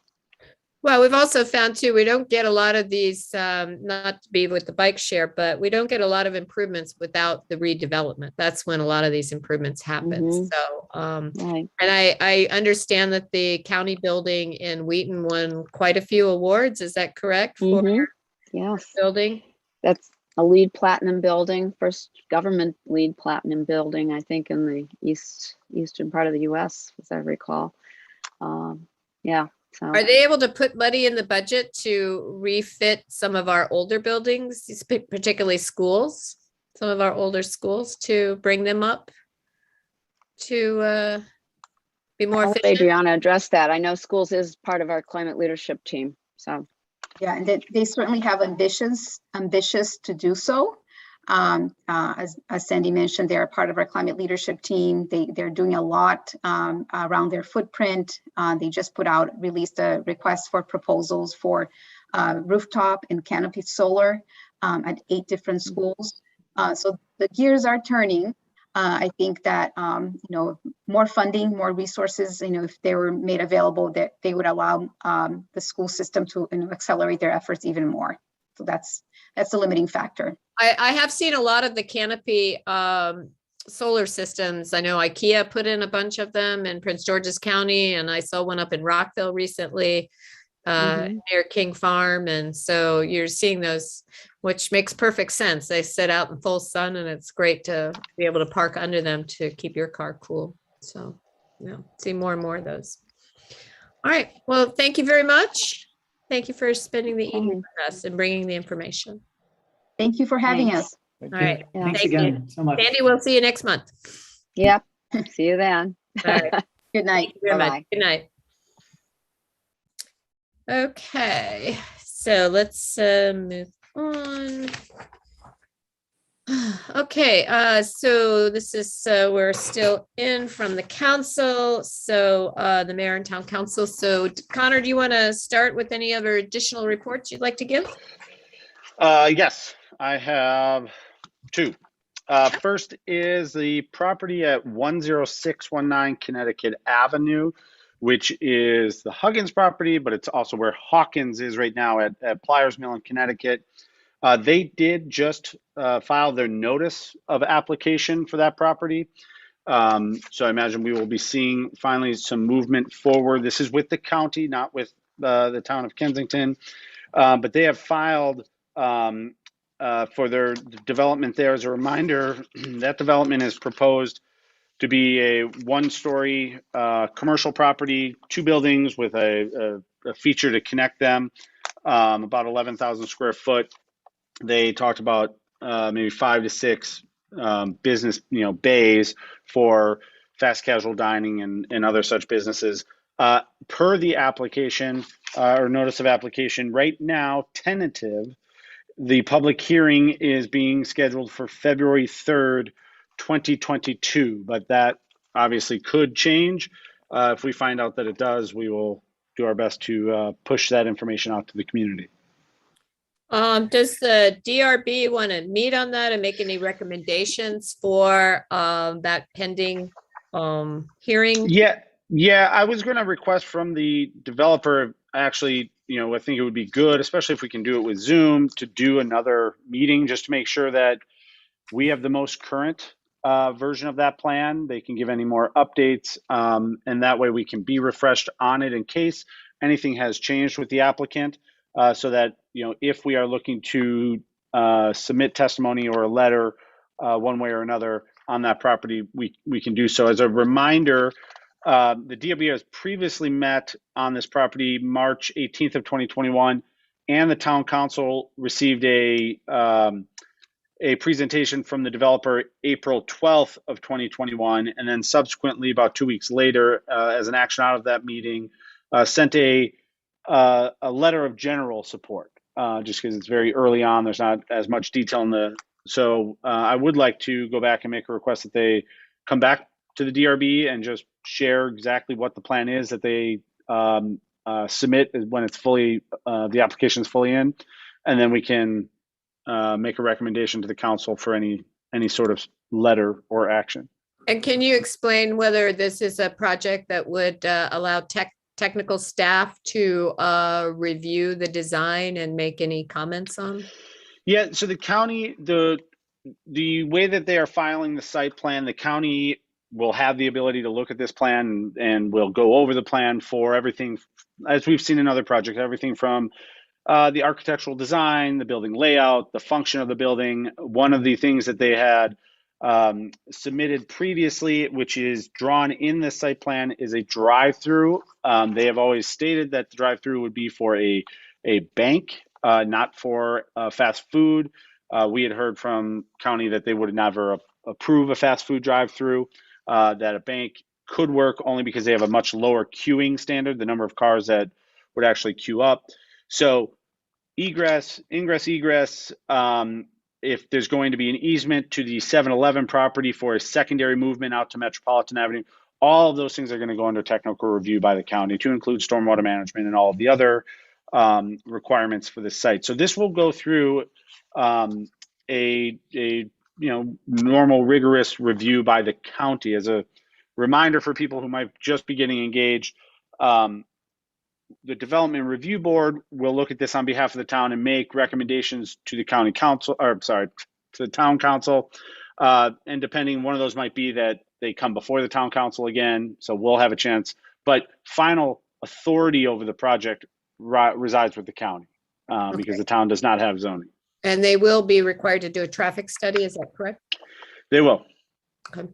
And I know we just had the meeting with the climate action parent from the county. I should have asked this question. Are they going to be required to do anything Well, as I understand it from the climate action, all new projects will have some aspect of review for standards. And looking through that, there's, you get a point, it's like a point system under the IGGC. This project, though, is only 11,000 square feet. So when he was talking about current built buildings that are at 25, this is to give you a sense, this is, a relatively small commercial building. But I know one of our, Nate alluded to it from the DRB, one of our pushes with the development that has been coming forward is to truly understand their environmental impact, to get a sense of how they might use their roof. Is it a green roof? Can we advocate for solar? We advocated for solar with the what is now Silver Creek Senior Living, and they are now installing solar on their roof. A number of other roofs, we're looking for stormwater retention that Stan had mentioned, or some sort of green roofing system. So this is where, going through the IGGC standards and then helping to advocate on behalf of the town of what we would like to see to help meet the climate action kind of goals, but also to, enhance the building in an environmentally sound way for the town's benefit as well. Okay, and could we consider any of that an amenity, a public amenity? Yeah, those are all considered community benefits. Obviously it's one end of the spectrum is just high quality design, open space, public space, but then putting in some of these are also community benefits. Okay, because I know on the Walktober event, we were talking about that intersection because it's such a, it's not a complete failure, but it's close to it. At Metropolitan, Concord, the shopping center and Pliers Mill kind of come together. But this project is so small, it's not going to kick in the requirement to redo that whole intersection, unlike if it had been a much bigger project. Okay. Right. Second update is Attainable Housing Strategies. So this is a secondary strategy to the Thrive Montgomery 2050. The planning board had a meeting on October 7th. It was work session number 4 for Attainable Housing. The focus of this, each of these work sessions has kind of introduced either a more detailed discussion and a need for the planning board to signal what direction it wanted to go on a topic, or introducing new topics. And this one introduced a new type of housing, that would be permissible under the Attainable Housing Strategy. It's what is referred to as a courtyard. What are they? Cottage courtyards. Yeah, cottage courtyard. So the idea is on a single plot of land, or if you aggregated a few together, you could build multiple one-story housing structures, but separated, detached housing structures. So the idea being, if you think form and scale of what accessory dwelling units have been, 1,200 square feet or less, but permitting you to build multiples of those on, one lot, depending on what the size of that lot is. So the idea is they would be very close together. If you achieve a certain level of density and on the lot, they would actually look at reducing things like setbacks between these, where they've been used out west or in like Charleston, South Carolina. Some of these are no more than 5 or 6 feet apart from one another. The idea being they don't have a shared common wall like a townhouse, but they do reduce the space between the side setbacks such that each of the dwelling units or structures are no further apart than maybe 5 or 6 feet. So they introduced this. It was something that the planning board was receptive to. They then talked about a few other things. One was reducing parking minimums, especially in the attainable housing, high priority housing districts, of which the town is fully one of them. So as a reminder, the priority housing districts are anything within a 1 mile straight line radius of a metro stop, Purple Line, MARC train, bus rapid transit, or 500-foot line from River Road inside of the Beltway and all of Connecticut Avenue. So doesn't matter, we're within 1 mile. The whole town is within the priority housing district. Within that priority housing district, a couple of the other things that the Attainable Housing Strategy is recommending, and the planning board is highly supportive of, is the plan on its face. Duplexes and triplexes would be permitted by right everywhere in the R60, R90, R40, R200 zones. But if you are in a priority housing district, again, the town is within fully, every address is within it, they would also permit a quadplex or a fourplex by right, meaning it does not have to go through a site plan. It does not have to go through any additional review. It can just be built by right by the property owner.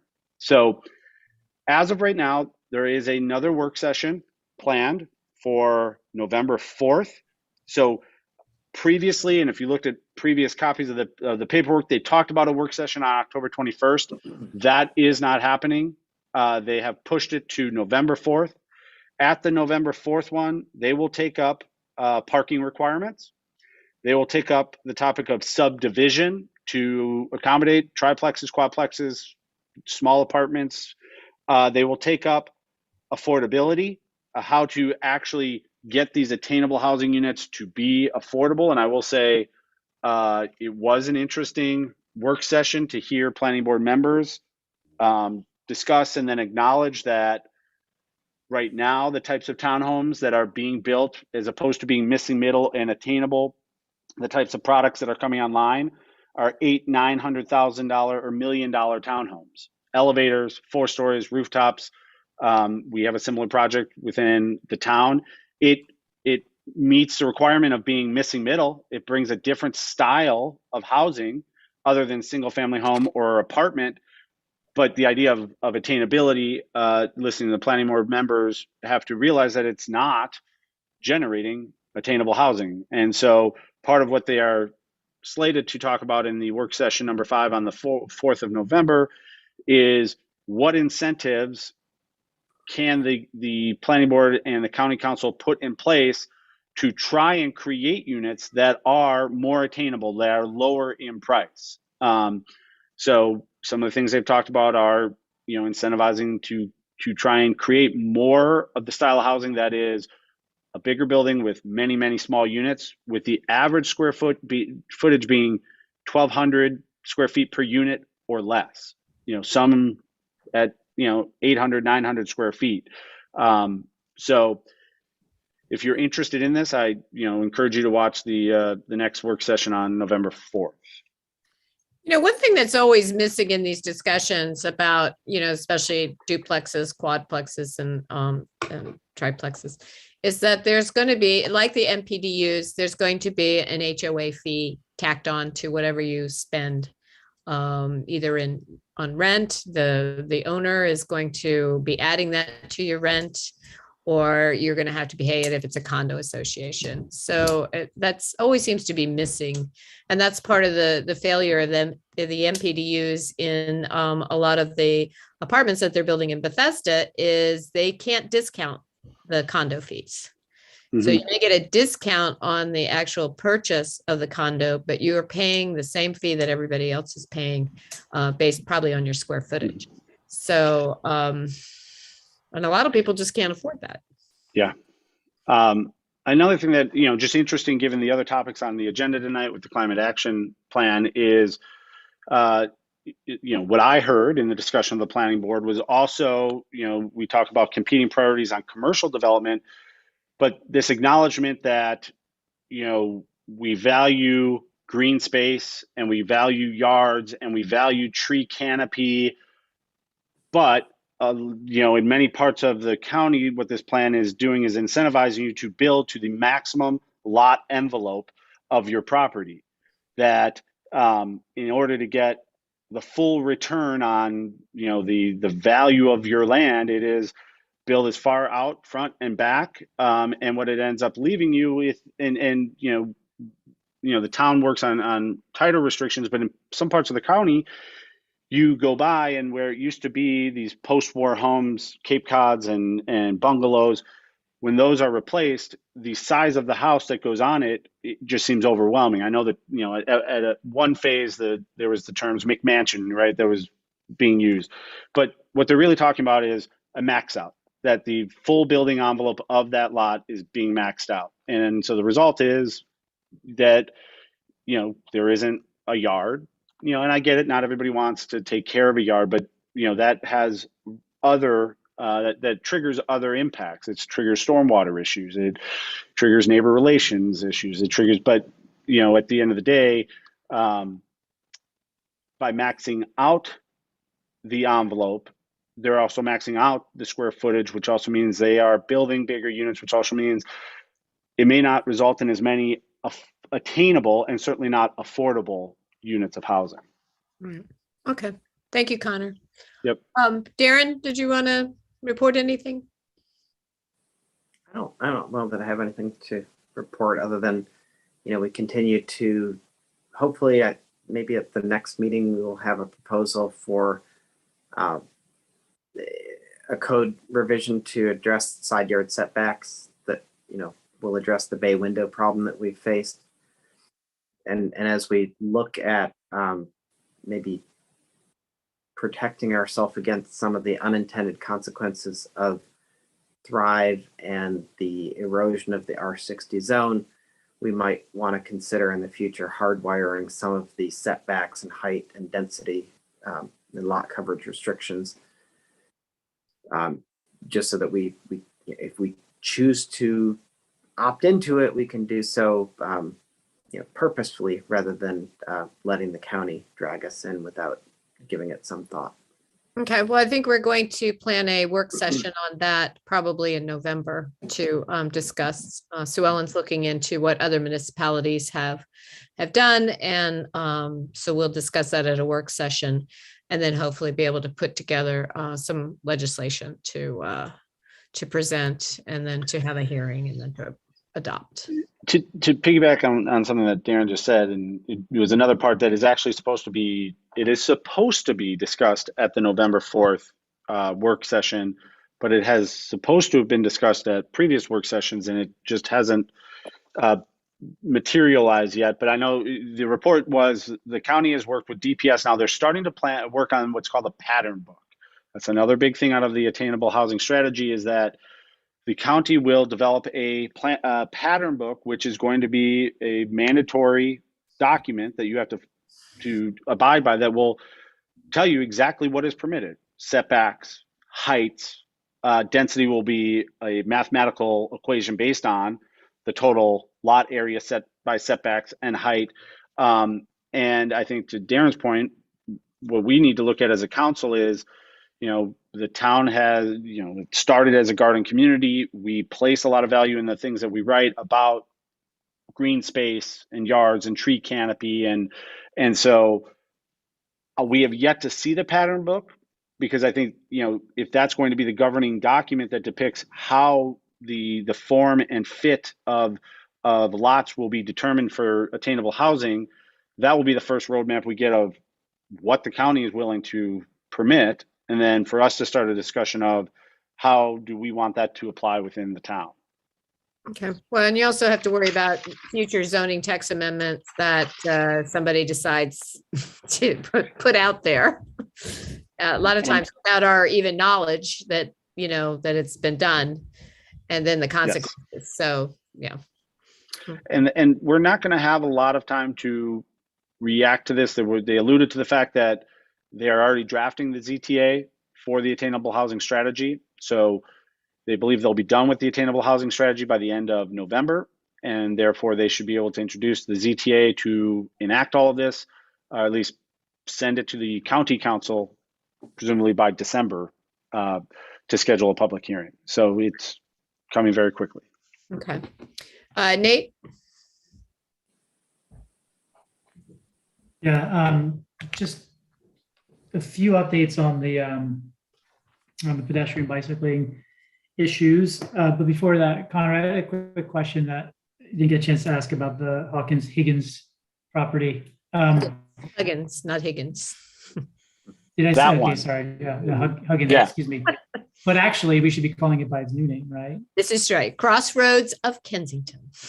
Crossroads of Kensington. So the Crossroads of Kensington came up in our also came up in the Walktober event yesterday. Was someone asked about whether they're going to be required to bury the power lines and or deal with that, and then I couldn't tell in the site plan. The other thing was about whether the bike lane on Connecticut has disappeared from the conversation, because I couldn't see that either on the site plan. So they're not required to, per the county, again, we don't control that, but the county has said they are not going to require them to bury the power lines because it's such a small lot. However, the development group or the applicant group that owns this site, there is one member of it that is also involved in the ownership of the site behind it. And he acknowledged that maybe, down the road, it would make sense to aggregate and, consider this a phase 1 to a larger phase 2, but, that could be a decade away. But at that time, he acknowledged that, if the 7-Eleven and Baskin Robbins and the storage unit on that side of the street, if that property were to go up for redevelopment, then yeah, triggering a burying of the power lines for the whole swath would make sense. And county, when we talked to him, more or less said, yeah, that's exactly how they see it too. There's a lot. So where did the bike lane go? There's a whole lot of things that are kind of up in the air, because there are other improvements like a dedicated right turn lane for northbound Connecticut to turn right and go east on Pliers Mill that the MCDOT had offered up as a short-term mitigation to our traffic problems along Connecticut Avenue. This was, 5 years ago, that have subsequently now, because of Vision Zero and some of the other ways that they're looking at, like, these things are all seemingly gone. They don't like dedicated right turn lanes anymore. So presumably, MCDOT said, yeah, that's still on our list. Planning's like, yeah, that's not gonna happen. So the county, those things need to get reconciled. The dedicated bike lane, I did not see on theirs either, but, and you'll have to remind me, you may know better. Is it on the east side, the northbound directional side of Connecticut, or the southbound? It's on the northbound. Yeah, I think that's where they proposed it. Okay. I think that's where they proposed it, and then carrying over to Metropolitan. Oh, yeah. But anyway, it's something. And that there is something that neither one of us is going to be able to read. Yeah, it has a bunch of lines that could be anything from stormwater to electricity to. So again, that is a question that, when asking the applicant to come back to a DRB, I think it would be good to just highlight a couple of things we want to make sure their presentation covers. Yeah. Okay. Can we Thanks, Connor. post that site plan, Matt, on the website? Not yet, no. I said, can we? Oh, yes. And I don't know that it's officially been filed yet. Has it, Matt? Did you get, this was just a notice that they were going to make the application. I think it is official. Okay. Because I checked on Friday and it wasn't on, It wasn't on the there? website. It wasn't on the Okay. county site yet. Because Lurch Early had forwarded it. I got one at home. I don't know why. Right. I'd been on the call and signed up for it, and then we got one at the town office. Right, but that's and I got one as well. That's just the notice that they're going to do it. I don't know that the application's in. I'll check real quick, but Okay. because if it is, we're going to get a higher quality version of the document that we Okay. can look Well, at. we'll want to post anything once they do officially file. We'll want to post that. Okay. Sorry, Nate. So Anything no, else? that's okay. So just 3. I'll try to be really fast with the Okay. updates. for the pedestrian and bicycling issues. So we sent out last week a press release, or 2 weeks ago, excuse me, a press release indicating that we were actually awarded a bicycling and pedestrian priority area designation for the state level. It's something we applied for as a recommendation of the working group back in March, April, May timeframe. We were putting together the application, and they let us know just about a week and a half ago or 2 weeks ago. So again, just a refresher, that then will precipitate a planning process with the state SHA. The Highway Administration will lead that planning process in collaboration with us and folks like Sandy Brecker, who was on the call with the county and some of their staff, to develop a plan for these areas. And the boundaries are essentially Kensington and Kengar, and it corresponds with our already existing county designation boundaries. So that will help to precipitate, better planning, increased, improved design standards, ability to access some of the more innovative mechanisms that the state has and the county has for traffic improvements and pedestrian improvements and bicycling improvements. It'll also just get all of us working together in a more formal process. So the one thing that will feed into that is I've talked about this a little bit before, is another thing that we were able to secure was the Transportation Land Use Connections Program from Montgomery County, the Metropolitan Washington Council of Governments. We have the grant where a firm will start to work with us in a very hopefully participatory process to vision what we can do to improve the Connecticut Avenue corridor for pedestrian and bicycling improvements. And the secondary roads that'll be studied there are University, Knowles, Pliers Mill, and I think that's it. But that is going to kick off actually tomorrow. So Tracy, maybe Matt might be able to join. We're gonna have a kickoff meeting. Just us, the three of us from the town, representative from the Council of Governments, the consultant.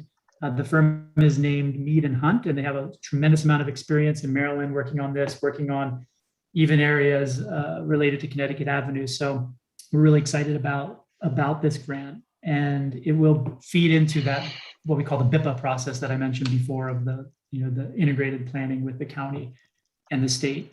So we'll meet tomorrow and kick that off, but stay tuned. They will have some public engagement meetings, and we're really going to work hard to get as much feedback and input as we can about that process as we vision what that could be.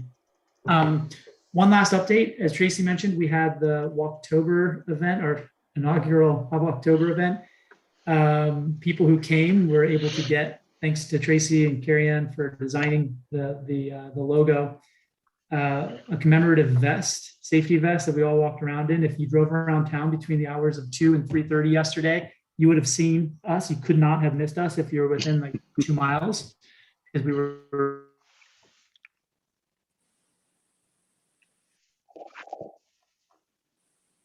Nate froze. Am I frozen? Yeah, No, you're you're not unfrozen. anymore. You're good now. Okay. We had to exercise the rain date because of the challenges of the rain the day before, but we had about 15 to 20 people. Thanks to Tracy and Darren for joining. We had delegates Shetty and Solomon join as well. And it was well attended. A couple people on the Zoom. Let me see who was here that was attended. Who had attended? John Gerson and Susan Gerson were there. But we had a good turnout. Lots of questions. We were able to fit it in an hour and a half. But we identified additional areas for improvement. We pointed out some of the things that were going well that we were able to advance on in the last year. Areas where there are some opportunities for and gaps for filling. So thanks to everybody who helped with planning that. Thanks in particular Tracy, Carrie Ann, as well as Allison Derlin on the working group for helping with me with that. Yeah, the good news is that more than likely some of these improvements we will be able to make fairly quickly within the town. The bad news is that the state and the county will be a little bit slower in making these improvements. So I think, once we have that plan in place, we'll have to figure out some strategy for getting these improvements funded. Because otherwise, a lot of them, we may be waiting for development in order to put them in place, but which is good though that they are there. So they'll have something to follow. But I know there's some intersections. We didn't get to talk about it too much, but that one at Howard and Connecticut, I'd really like to see that cross somehow, some way for the state to figure out how to make that a safer crossing. Yeah. Yeah, Hey, Nate, it's the first step towards tangible improvements. So I know you've got it down in a document, but and I'm happy to volunteer to help you. Just some way to create a repository of all of these identified improvements. I'm not around, or you're not around, or Matt's not around. Like, so future councils, when development comes up, the future DRB, right, can pick up an address or a building name and know, like, oh yeah, there are improvements that we want to try and see developed in as a community benefit. yeah, I mean, we have a spreadsheet we've shared with Matt, and town staff have it, but it's iterative. I mean, it's ongoing. We're actually planning to do another walkability audit in December, like we did last year. We go and kind of survey everything, but. Uh-oh. Lost you again, Nate.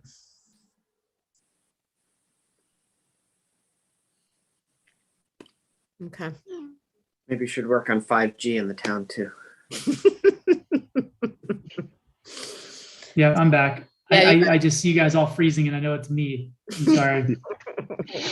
Well, we had some drinks while we were waiting for you, so Wow, you're fast.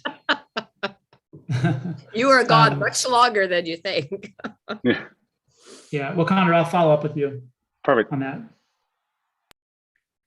Okay, good. Anything else? Great. Not for me. Great, thank you. I've just got a couple of things that I just want to mention, particularly to the council. I do want to thank the Racial Justice Committee for the community read that they held on October 9th. It was pretty, I was impressed with the number of people that attended and the back and forth that we had with the author. So I definitely, I think they plan to do these, continue to do the community reads at least twice a year and maybe more, but it was a very good event, and I was glad I was able to come. We got a couple of new events coming up. I just want to bring that to the council's attention as well as to the public. We're going to do a Halloween pop-up in St. Paul Park. We're going to do it on October 31st from 7 to 8. So I know that it is a Sunday, and Halloween, unfortunately, does fall on school nights most of the time. So hopefully 7 to 8 will work, and let the kids eat their candy, trick or treat from 5 to 7, and then they can come out and run it off, and then hopefully go to bed at 8 o'clock. But we're just going to give it a try. See, and maybe it'll be an event that will grow, and there'll be video clips from your favorite horror movies, and not too scary stuff, and some fun music, and just mostly and some spooky sounds, and hopefully in a dark park it'll be lots of fun. So but maybe we can feel like I need more candy. Well, we're going to do it as a pop-up, so we're not going to push too much publicity towards it. We're hoping it to, make it more of a neighborhood event. We're not trying to replace Scary Perry at all, but because we have not had, fun stuff for the kids, the last year, and Scary Perry's decided not to do it this year, that we just give this a try and see how it goes. So, I know there's been a lot of changeover on Perry Avenue, which, when you buy your house, I don't know whether you have to sign a contract saying that you will decorate Halloween and buy, hundreds of dollars in candy. But, I do want them to know that we're hoping that they will be back next year. So, but we're going to just give this a try. A couple of other events. We're doing a Light Up K-Town event, which will be December 3rd. More information is going to be in the upcoming newsletter. So that's at the Howard Avenue Park. This is replacing what we were going to do we were going to do an Oktoberfest, but because Gigs was having so many of their outdoor concerts, there just really wasn't a date that we could make it work because we wanted to do it outside. So we decided to do a Light Up K-Town ceremony in the park. So it's going to be a lot of fun. And again, there'll be more information coming up in the journal. We're also planning on doing the Christmas tree lighting on December 5th. So that will be going on, as well as the menorah lighting. I'm getting, out of order, but we will be doing the menorah lighting on November 28th, which is also a Sunday. So that more information about that will be coming up.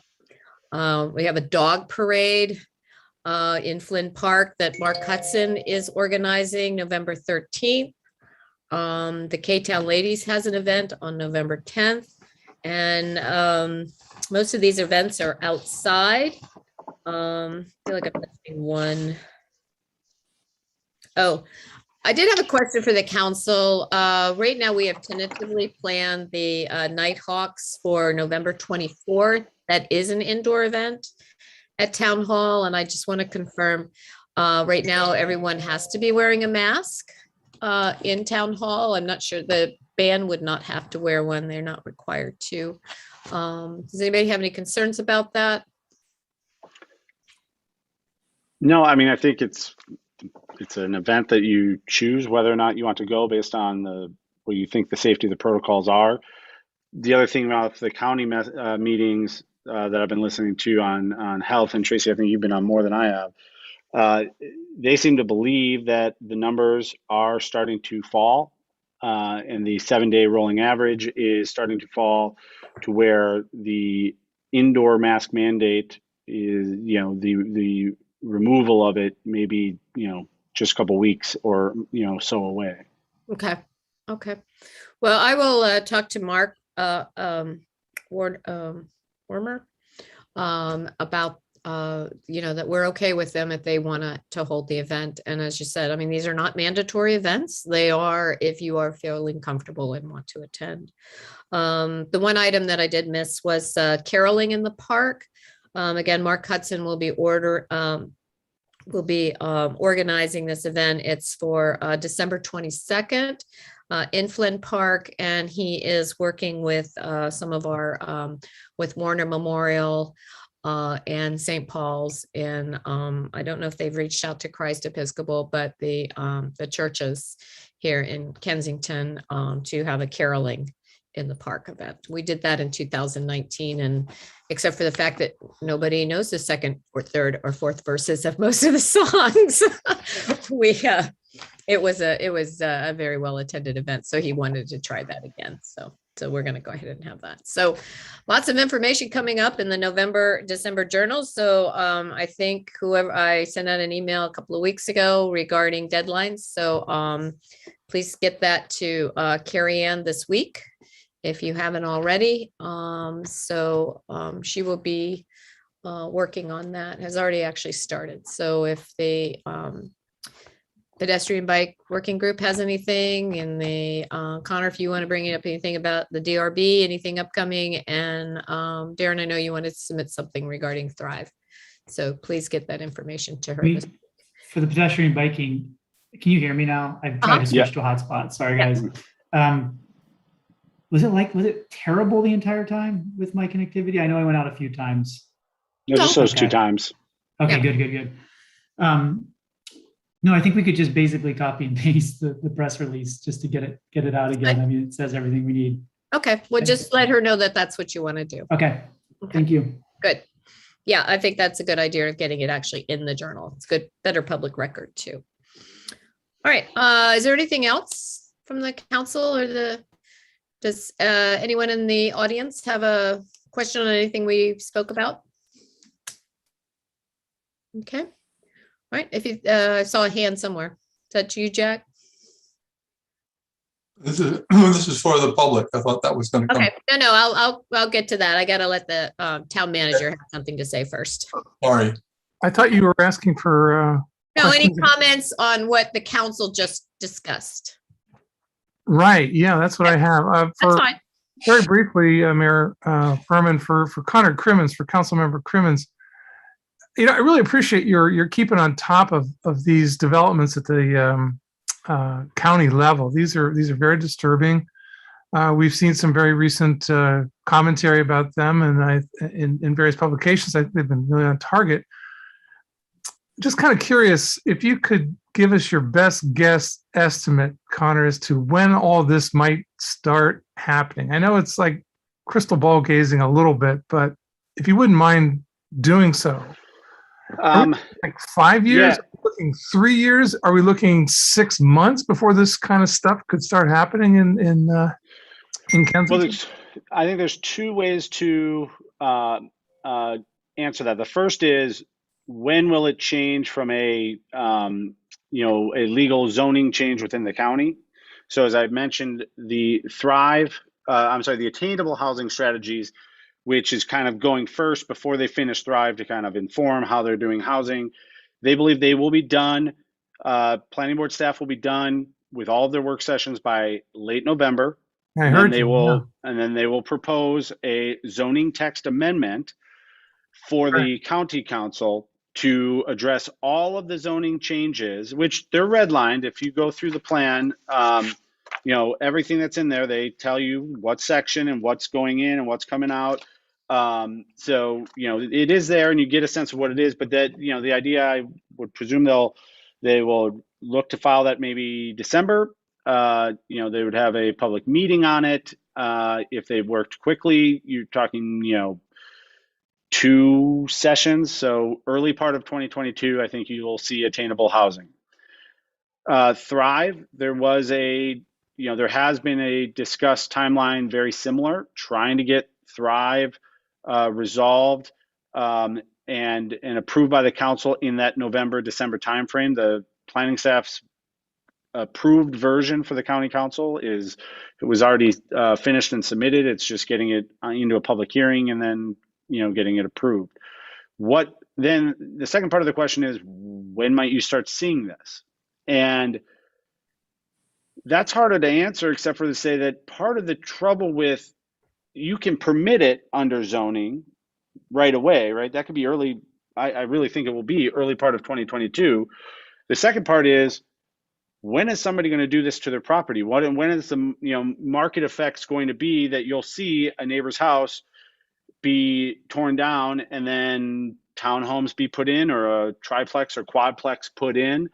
I think there's certainly some properties in our town that you could see that quickly, right?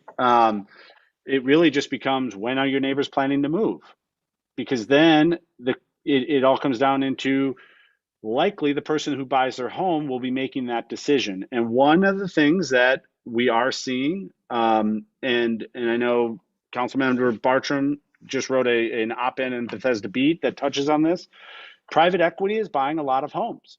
I don't want to pin it on one company, but BlackRock is mentioned specifically, but there are a number of Hedge funds type. Yeah, hedge fund investment funds that since 2008 have realized that buying private homes, especially in these jurisdictions where they are upzoning, that's the technical term, they are giving the ability for additional density, has become very profitable, because then they can buy a house, they can cut it up into 3 units of housing or 4 units of housing, and then start renting them all off. And the one thing that might, the economics part of this is that Down County, where we live, and certainly the Chevy Chases, the land and the property already is very expensive.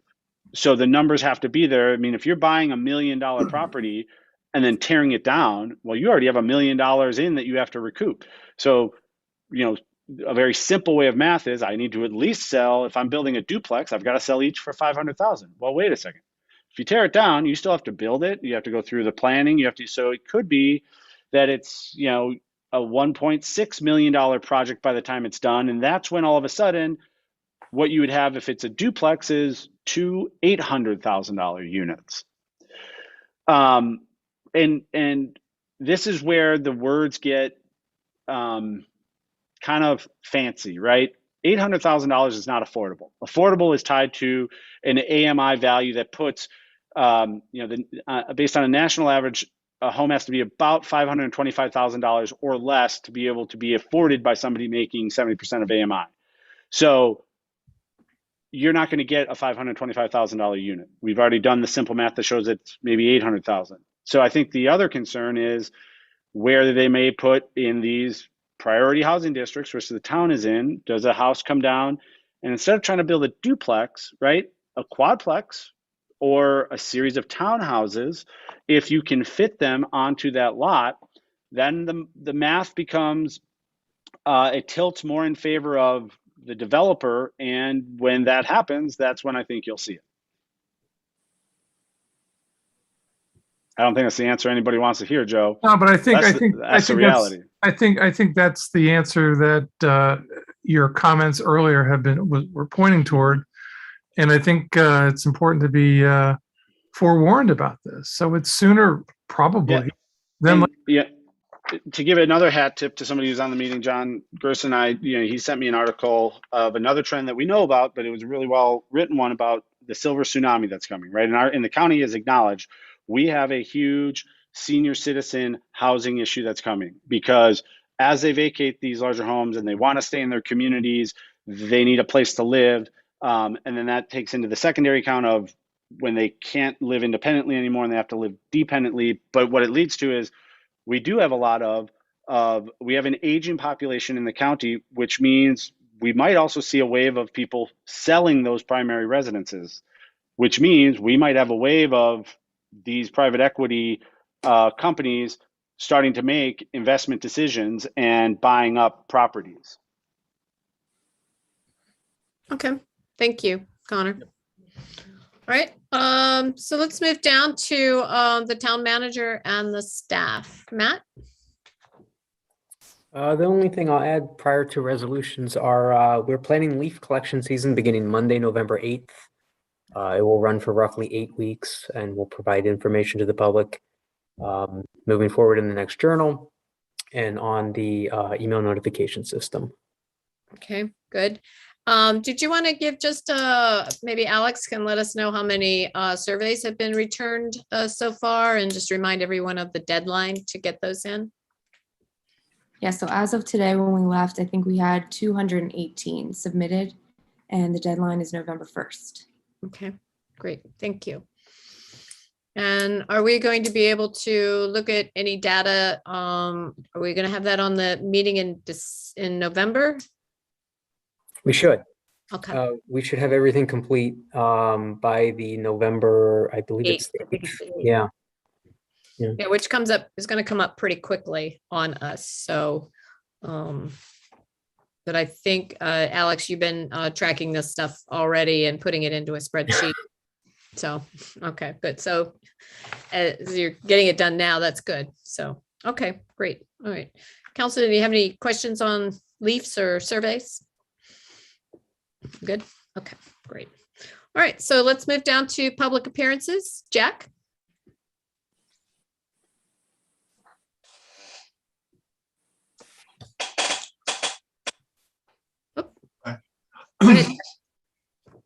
I have 3 astronomical announcements. Okay. On October 20, there'll be a full moon. On the evening of the 21st into the morning of the 22nd, the Orion meteor shower, estimating about 20 meteors per hour. Unfortunately, with the nearby full moon, viewing conditions are less than ideal this year. And thirdly, the evening of November 4 and the morning of November 5 will be the Towers meteor shower, which usually produces 5 to 10 meteors per hour. The new moon will allow for ideal viewing conditions, and the best time for viewing is just after midnight. Okay, great. Thank you, Jack. You're welcome. Joe, you got your hand up? Sure do, Mayor Furman. Good evening.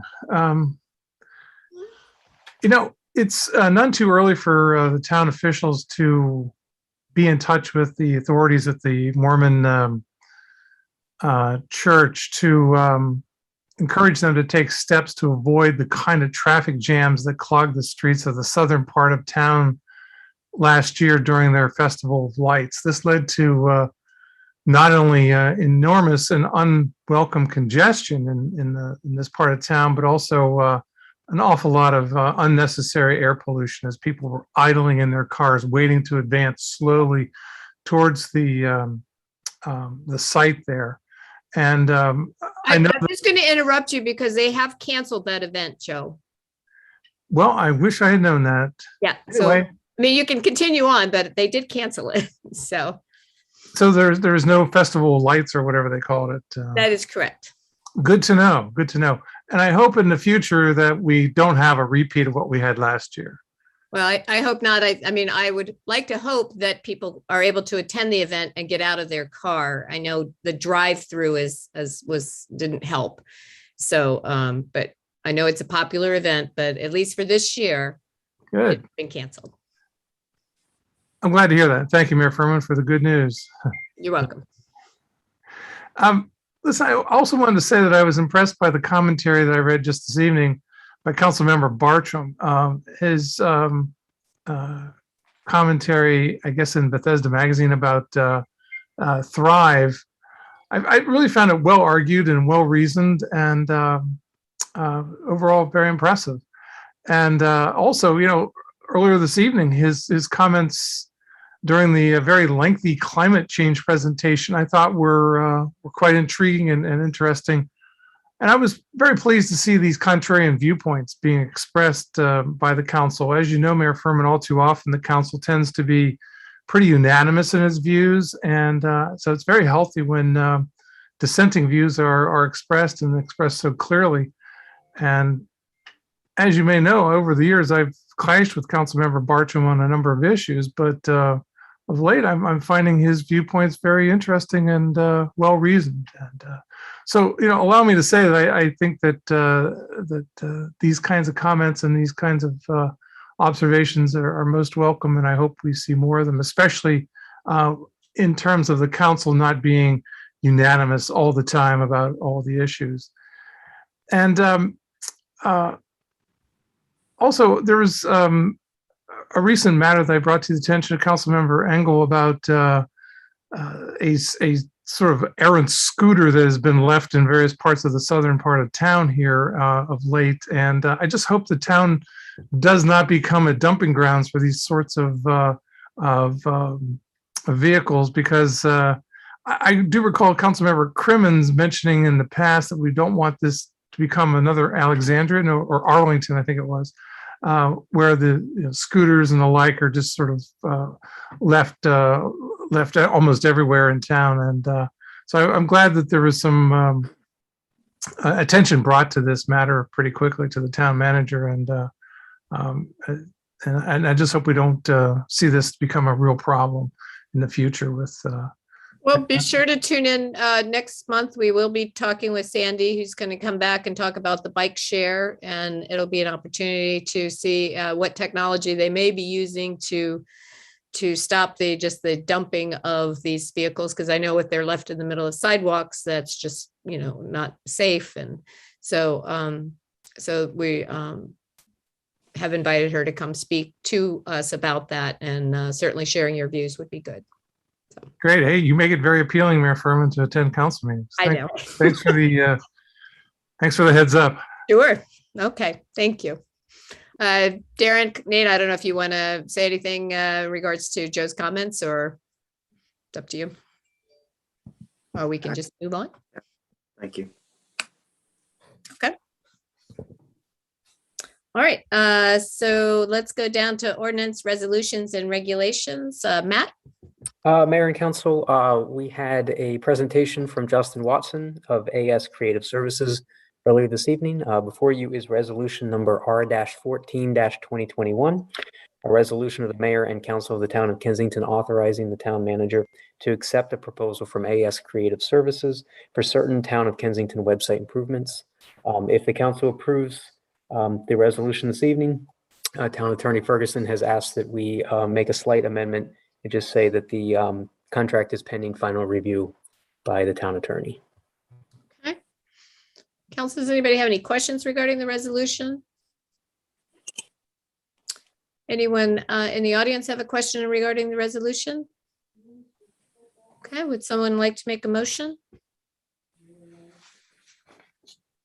You're muted. I move that we adopt resolution R-14-2021, resolution of the mayor and council to allow the town manager to accept a proposal from AS Creative Services for the Town of Kensington website, as is to be amended by the town attorney. Okay, is there a second? I'll second it. All those in favor? Aye. Aye. Thank you very much. Great, thank Number you. 2, Matt? Before the council this evening is resolution number R-15-2021, a resolution of the mayor and council of the town of Kensington authorizing the town manager to accept a proposal from McLean Controls Incorporated for the replacement and installation of controls for a carrier VVT system at Town Hall. For people not familiar with the building, our control system does not talk to each other. We're trying to fix that, so we have heat and air conditioning that's a little more consistent than we have now. We received 2 prices, and we had our building services company, MCOR, review both proposals, and they suggested that we move forward with the proposal from McLean Controls. Okay, council, any questions? We'll add that we are actually asking for $2,000 in contingency, just in case we have to replace any dampers during the repairs. We were advised it's unlikely, but we wanted to leave a little bit of room in case the damper needs to be replaced. Okay. Matt, is this also to be amended by the town attorney? Yes. Okay. And if so, in the 1, 2, 3, 4th whereas, can you just add another $sign to that value? Sure. Okay. Any other questions from the council or comments? Is anybody in the audience? Oh, go ahead, sir. Adding these, a little bit wiggle room so it doesn't have to come back to us if there's. Same. Okay. Any comment, Joe? Thanks, Mayor Furman. So just to be clear here, there were bids solicited and 2 bids were received on this proposal? There were no bids. We received 2 proposals. It was not bid out publicly. We asked for proposals from companies, 2 separate companies. I see. So in effect, you had separate proposals that could qualify as bids. Yes. Thanks. Okay, thank you. Can we get a motion? Connor should do it. He's got. Yeah, I'm on a roll here. I will move that we adopt resolution number R-15-2021, resolution of the mayor and council authorizing the town manager to accept the bid proposal from McLean Controls Incorporated, as is to be amended by the town attorney. Okay, and then we want add the a price into one of the whereases. Yeah, it just needs a $sign. It's just missing it. I'm nerdy in OCD. Okay. Is there a second? I'll second. Okay, all those in favor? Aye. Thank you very much. All right, Matt? Thank you. Before the council this evening is resolution number R-16-2021, a resolution of the mayor and town council of Kensington authorizing the town manager to accept a proposal from Chamberlain Washington Incorporated for the repointing of the brick parapet at Town Hall. Within the council packet, the brick parapet is at the top of the building. This is separate than the veranda and parapet, which is the next resolution. We received 2 proposals for this project as well. We have worked with Washington Chamberlain on a much smaller project. After discussing their original proposal with us, they actually brought the price down $9,630 for us. So we're asking that the council accept this proposal for Chamberlain, Washington, as amended, final review by our town attorney. Matt, can you remind everyone how old this building is? It was built in 1927. Okay. So we're dealing with a 94-year-old building that needs a lot of help to keep us going. So. And can you tell us why it needs to be, what happens when you don't repoint the bricks?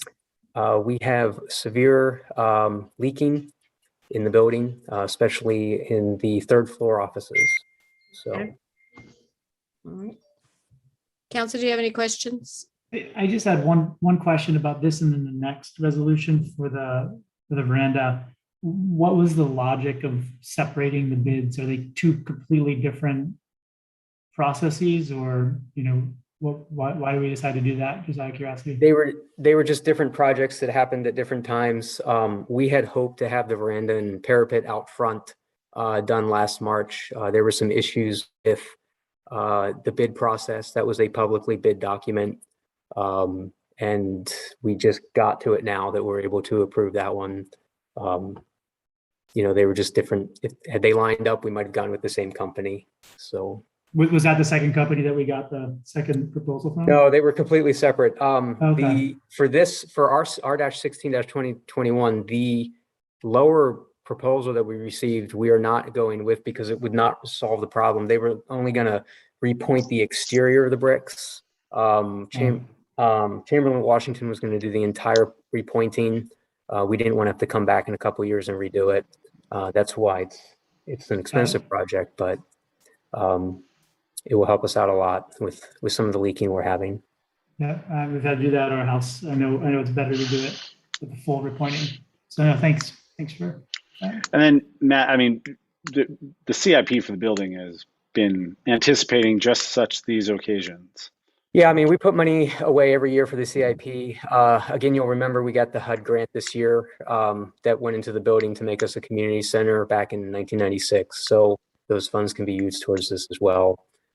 Again, we're dealing with a 94-year-old building that's calling for some help. So. And I will remind everybody that we were reimbursed for these funds from 1996 just last year. So I want to applaud the staff, particularly Susan, for her consistency in getting through at least 3 administrations of HUD in order to get these funds. So, and I believe it was, for the record, $350,000. Is that correct? Correct. So this is an opportunity to put the funds back into the building to have it last us almost 100 years. So anyway, any further questions from the council? One more note. Because the project is more than $30,000, it does need to be approved by an extra majority of the council, essentially waiving our bid requirements. So that's why it's noted on the agenda. So. Okay. Well, hopefully Darren will come back from letting out his dogs. So it's going to pop back, sort of. Just incessant whining. Okay, well, I cannot hear her. Something. Okay, I just want, for the record, my dog is sleeping on my bed, and then I have another dog laying in the chair. So my dogs are being well behaved. Yes. Okay. So just so for the record. Okay, so are there any questions from the audience before we, Joe? Thanks, Mayor Furman. I'm slightly confused about this in the sense that the town is being asked to waive the bid process, but I thought I heard the town manager say that 2 proposals or 2 bids were received on this work. So we received 2 proposals. A proposal is not a public bid. We asked for pricing. I understand the technical difference, but in effect, we're getting, competing proposals, right? Correct. Yes. So what then triggers the extra majority? Our code requires the council to approve by extra majority if we waive the bid requirements. So any purchase or service above $30,000, would require the council to allow us to waive those bid requirements or the public bid document to move forward with the project. I see. So a public bid document is a little more formal than going after proposals, which could be much more informal and. It is incredibly time consuming and expensive. I'll mention it in resolution 17, which we put out the bid in March and only now are moving forward with it. It was a 123-page document. It involved 11 bids, reviewing the bids, public meetings. The repointing of this project was a little smaller. It wasn't necessary for that process. That's why we're requesting the waive of the bid. Yeah, generally speaking, I think bidding it, despite the difficulties that may attach to seeking bids and drafting bid documents, it's a far better way to go than to just casually seek proposals from different enterprises. I think bidding is a sound process, and I think that the town too often waives it. And this is not the only time in which that has happened. Okay, thank you. You're welcome. All right, council, is there a motion? I move that we adopt, Matt, before I do that, pending a town attorney. Okay. Move that we adopt resolution number R-16-2021, resolution of the mayor and council authorizing the town manager to accept the bid proposal from Chamberlain, Washington for the repointing of the brick parapet at Kensington Town Hall pursuant to an amendment from the town attorney. Okay, is there a second? Second. All those in favor? Aye. Aye. Thank you very much. And Matt, the last one? Okay, resolution number R-17-2021 is a resolution of the mayor and council of the town of Kensington authorizing the town manager to accept the bid from Contracting Specialists Incorporated for the repair of the veranda and parapet at Town Hall. Our veranda and parapet partially collapsed last August. This is for the repair of that. And we went through a public bid document. And as I just mentioned, we bid it out in March. We were hoping to have this completed by now. We were having some issues with some of the bids submitted. Contracting Specialist was the third lowest bid. Our building inspector, Neil Stabile, and I met with two finalists, including Contracting Specialists, and Neil and I are recommending that we accept their bid. We are also asking for a contingency of $20,000 on top of the bid price, which would allow for repurposing of the bricks. They're going to try to repurpose as much of the town hall brick as they can. This is not something that's easily or readily available, and we're going to have some difficulty matching it as well. So there's going to be some contingency funds that will need to go towards that. We're looking at a 40-day construction time frame, roughly 8 weeks. If approved this evening, we'll start the permitting tomorrow morning. My hope is that they'll start right after Thanksgiving and be done sometime by mid-January. Do you has the staff needs to do a plan on how to access the building during this period of time? They will submit a plan for us. The main level, which brings you into the drill hall level, will be closed at all times. And we are requesting, and the contractor has agreed to provide egress on the bottom floor of Town Hall during non-operational hours and as best as they can during operational hours.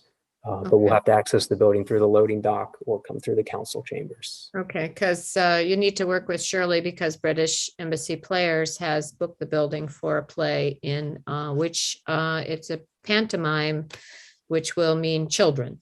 Yep. So we need to make sure that it is safe for their performance, and they need to be informed of it as well. Okay.